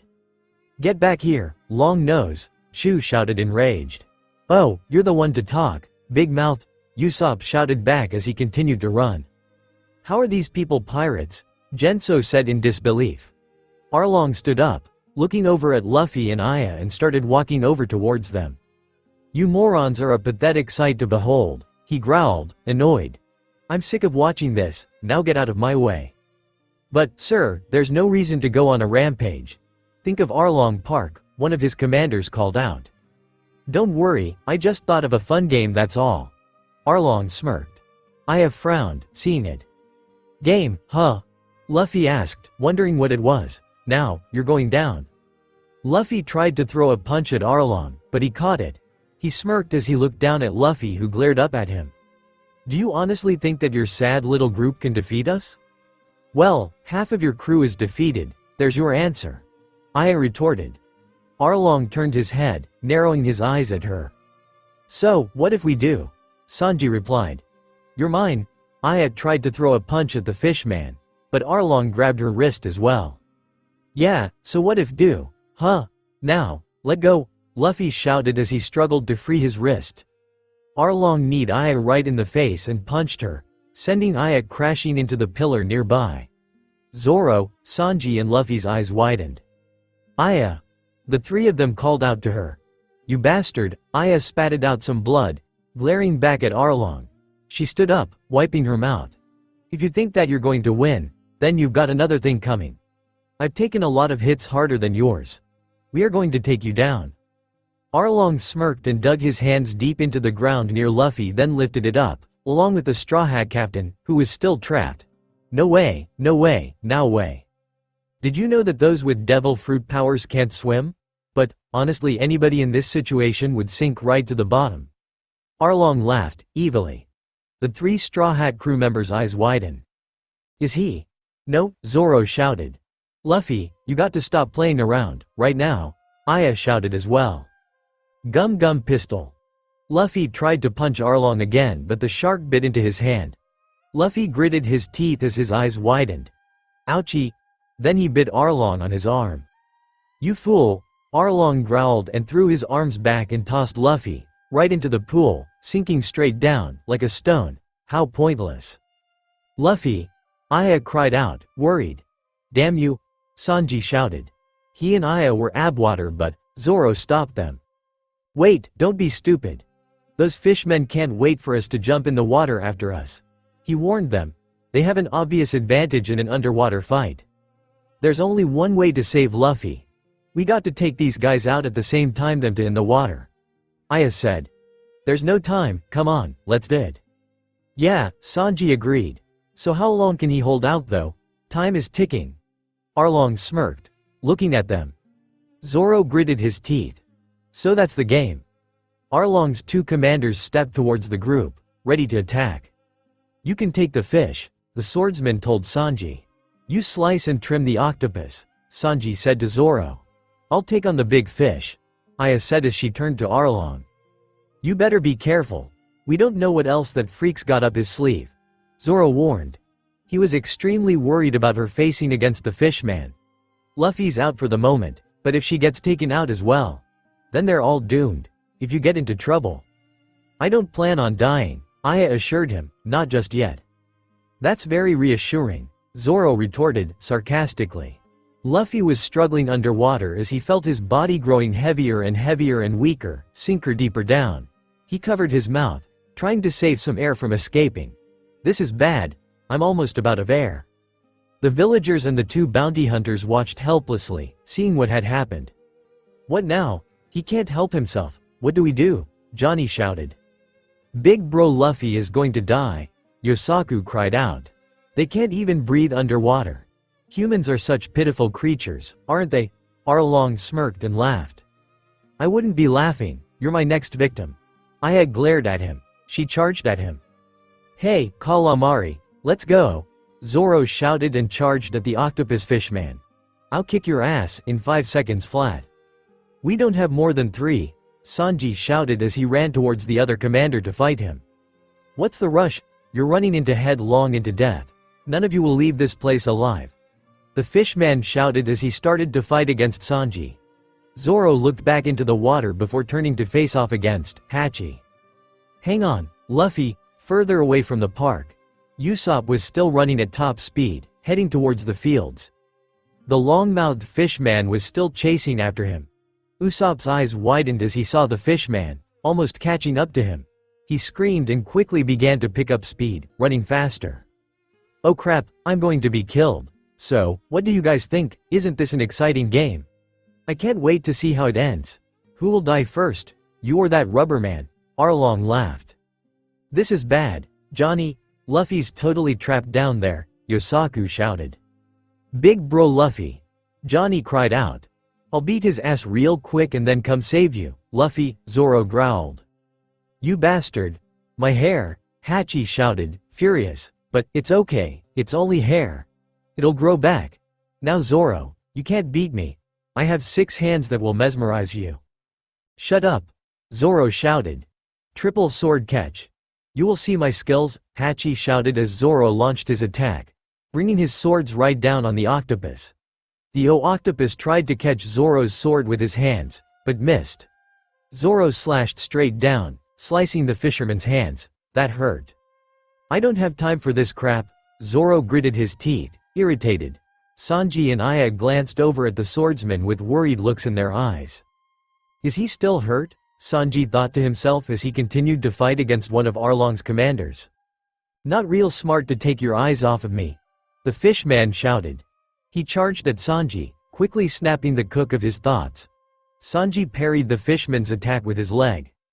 "I bet you taste good with butter," Sanji shouted back at him. Aya charged at Arlong, throwing a fist at him. Arlong dodged it and quickly reached out, grabbing Aya by her neck, lifting her up. "Where were those tough words earlier?" he smirked. "You humans are all the same, all talk and no bite," Arlong boasted as he laughed out loud. He immediately stopped, his smirk dropping a little as his eyes widened a little in surprise, seeing Aya's pirate medallion around her neck. "Impossible. How did such a weak and pathetic human like you get one of the keys to the One Piece?" he exclaimed. "She has what?" Arlong's commander shouted out, shocked as well. Sanji took the chance to kick him. "Damn it, couldn't you hidden that thing better?" Zoro shouted, as he struggled against Hachi. While Arlong was distracted, Aya quickly flipped, kicking Arlong right in the face, making him release her. "If you beat me then you can have it," she smirked. "But, that's not going to happen." Arlong growled as he wiped his mouth with his hand, glaring at her. "Why don't you die?" Zoro shouted at the octopus fishman, who continued to dodge his attacks, like it was a game. Then Hachi jumped in the air and attached himself onto the pillar with his suckers. He looked down at the swordsman, with a smug smirk. "Too bad. Hatchin' suckers," he snickered before stopping. "I'm stuck." "Don't just stick there, get down here and fight," Zoro shouted, getting more annoyed at the fishman. "Damn coward." "Stupid octopus, he's just trying to waste our time," Johnny said, gritting his teeth. "But, if we try to save Luffy now they'll just drag us to the bottom to the sea and we'll drown," Yosaku reminded. "But, if we sit here and do nothing then Luffy drowns for sure," Johnny finished, looking over at the water, worried. "We gotta think of a way to help them." "Yeah," Yosaku agreed. Genso stepped over to the 2 bounty hunters. "What good are the 2 of you going to do when you both can barely walk?" he replied, patting the 2 on their backs. Johnny and Yosaku both yelped in pain. "If you're trying to think of a way to save that young man, then I should be the one to volunteer ahead of you." "You'll save him?" Johnny asked, surprised. "His survival is the key to our winning. If we don't save him, we will certainly lose, wouldn't you agree?" Genso answered. "Genso, I'm coming with you," one of the villagers volunteered. "Let's do it," another one agreed. Genso shook his head. "I'm going alone. The fishmen will suspect that we're up to something if we go with such a large crowd, and I fear doing so might do more harm than good," he explained to them. But we can help you, one of the villagers argued. Not another word about it. There's no point endangering more people than we have to. I must go in alone. If that's okay. Well, boys? Genso said, turning to the two bounty hunters. Yes. Thank you. Johnny nodded. We're counting on you. But, please, hurry, Yosaku cried. Hold on, Genso, I'm going too, Nijiko said. Nijiko, you're hurt, Genso shook his head. You're not going to leave me out of this when those guys are fighting for my sister's life. You can't, she insisted. Fine. Genso nodded, softly. He and Nijiko took off heading to the other side of the compound, so they wouldn't be noticed by the fishmen. Come on, we have to hurry. Right. Bastard fishman, Zoro growled. He slashed his sword at the octopus fishman who was still dodging his attacks. Hey, I have a question that I've been meaning to ask you, Zoro. You're famous for your 3-sword technique, so why are you only using one? Hachi questioned. You're running scared with one, why would I need 3? Zoro retorted. Shut up, I've just been playing around with you, Hachi shouted. Actually, humans can't defeat me. I can tell you one, but I think it'll be more fun to show you. Yeah, I like that. If you're really good, you'll enjoy it a lot too. Zoro felt his eyes starting to get heavier and his body felt like it was on fire, screaming in pain. Damn it. I can't fight back the pain in my fever, it's getting worse. I thought I could walk it off. But the swordsman struggled to keep his eyes open, starting to weave a little off balance. Zoro, Johnny cried out, worried. Crap, I thought as much.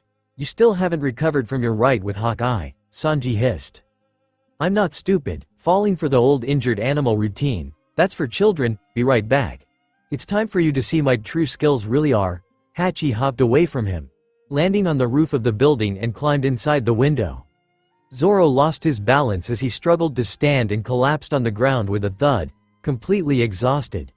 Hachi came back out brandishing several swords in his hands. Now, you may tremble in fear of Hachi's way of 6 blades, the octopus declared, proudly. He noticed Zoro lying on the ground. Hey, you're not supposed to die, yet, I haven't even killed you. Damn it, Zoro, Aya hissed under her breath, gritting her teeth. She jumped over Arlong as he charged at her and kicked him, sending the fishman crashing into the wall of the building. I thought it was strange, he walked around just like nothing happened after such a horrible fight. Sanji pointed out. He's laid out flat. The commander appeared before Sanji in a flash and punched him hard. Sanji was sent back flying, crashing through the wall, making a hole and landing outside of the compound, near the villagers and 2 bounty hunters. Sanji, Aya exclaimed. Told you to pay attention to me, you weakling, the fishman replied. What the hell just happened? One of the villagers exclaimed, in shock. Sanji, it can't be him, Johnny shouted in disbelief. Sanji. They're taken care of, Arlong. What would you like us to do with Zoro? Arlong's commander replied. There's also this girl, what would you like to do with her? What a waste of time. Just toss him into the sea. Arlong smirked, evilly. As for the girl, do as you please. But, get me that necklace. Aya gritted her teeth angrily as she saw the commander turning towards her and got into a fighting stance. He lunged at her but Aya dodged out of the way and punched the fishman commander in the face, knocking him away from her. Fight me yourself, you coward, Aya snapped at Arlong. I don't want your lackeys, I want you, and don't even think about touching Zoro.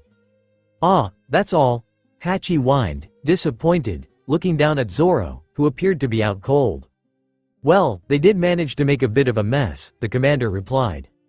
No big deal as long as Arlong Park is still standing, Arlong said. True. Number fair. He killed himself, Hachi growled.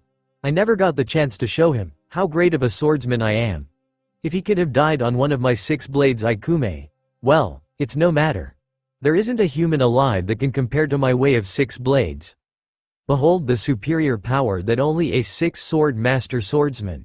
He began to spin his swords wildly, creating a cyclone. Not now, Hachi. I understand how you must feel, but if you continue this little demonstration, you'll destroy Arlong Park, the commander said to him. I'm sorry, I forgot I could destroy stuff, the octopus replied and ceased his attack. Don't get carried away, Arlong's commander huffed. Way of 6 blades? What a loser. Everyone saw Zoro, back on his feet again. Zoro! Aya called out in relief. She was happy to see him back on his feet again but also worried about how long he was going to be able to continue to fight. He looked like he was about to collapse at any moment, again. Let me make this clear, you sorry excuse for a swordsman, Zoro stated, narrowing his eyes at Hachi. There's a certain man that I have to face and until I see him, death itself cannot touch me. Usopp continued to run, and the fishman was still right on his tail, chasing behind him. If he keeps following me then he can't fight Luffy and the others, I'm the master distractor. I'm such a smart helping friend. Who knew that running for your life like a scared little girl would be so brave? Usopp thought to himself proudly, smiling. He stopped and looked behind to see that the fishman was nowhere around. Let's see. I can't even see him back there, Usopp murmured to himself. Man, I'm too fast, I guess I should have slowed a little down. They might be able to swim like fish in water, but on land, they're just like turtles, he laughed. However, Usopp froze as he saw a shadow below him. It was the fishman. He squeaked nervously, not moving a muscle. The fishman glared as he towered over the sniper, unamused. You're a really funny man, but you're not very smart, are you?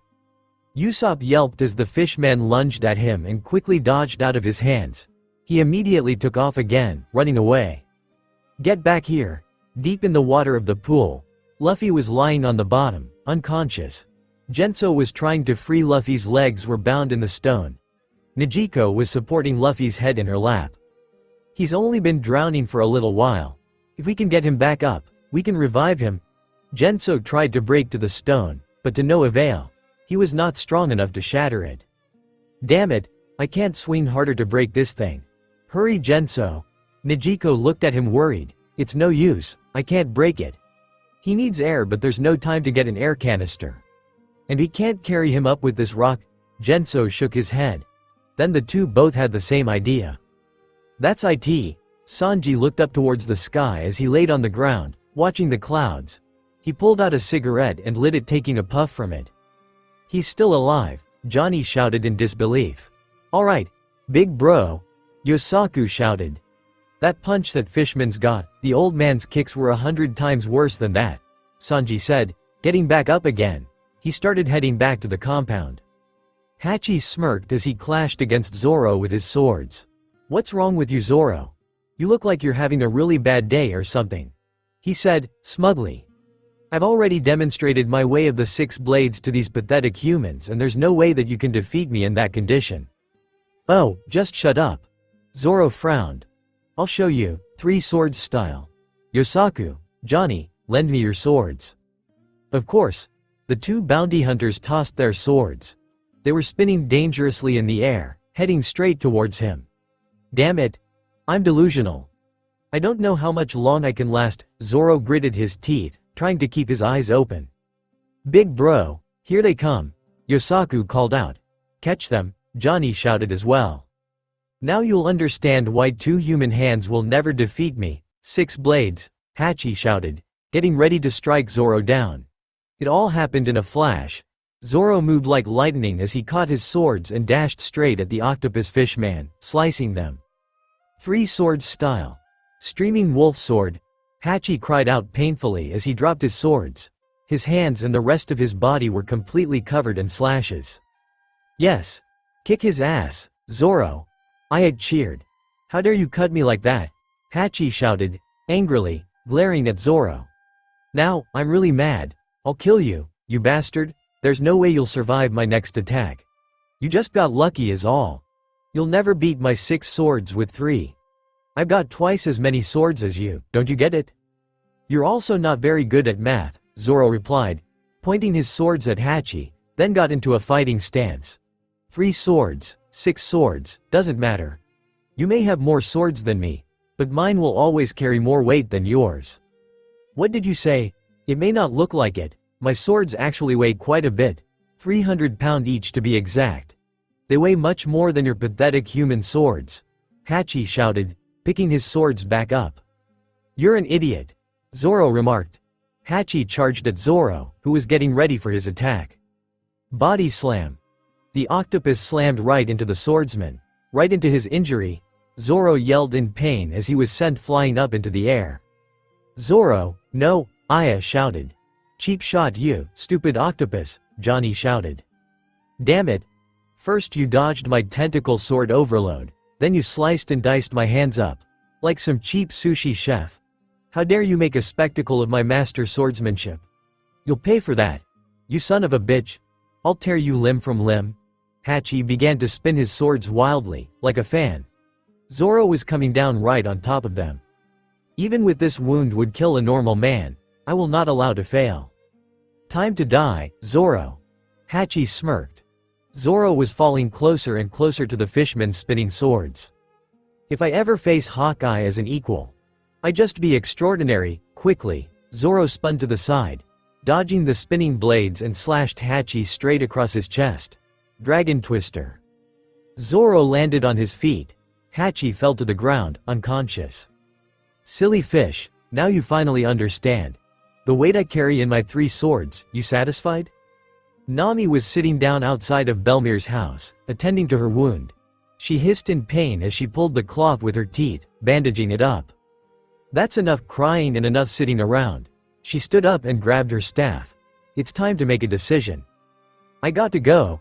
They're all fighting for me. Nami ran fast, determined, heading towards Arlong Park. Alright, now that Tentacles is out of the way, I think it's time to go rescue Luffy, Zoro said to Aya. Aya nodded, smiling.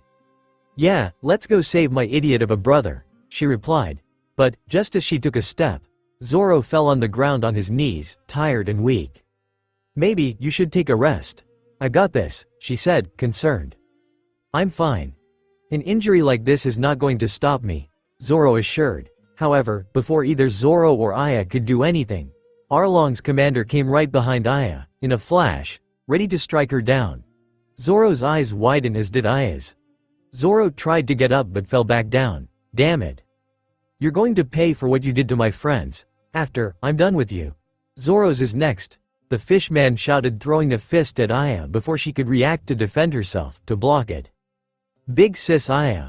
Watch out, Yosaku called out to her. Don't her, a voice bellowed out, dangerously. Suddenly, Sanji kicked the fishman back, knocking him away from Aya, landing right next to her. Sanji. Aya whispered to herself as her eyes widened in surprise. Her cheeks turned a little red, blushing, her heart beating a little faster, as she saw him. It quickly disappeared once she saw the fishman getting back up, again.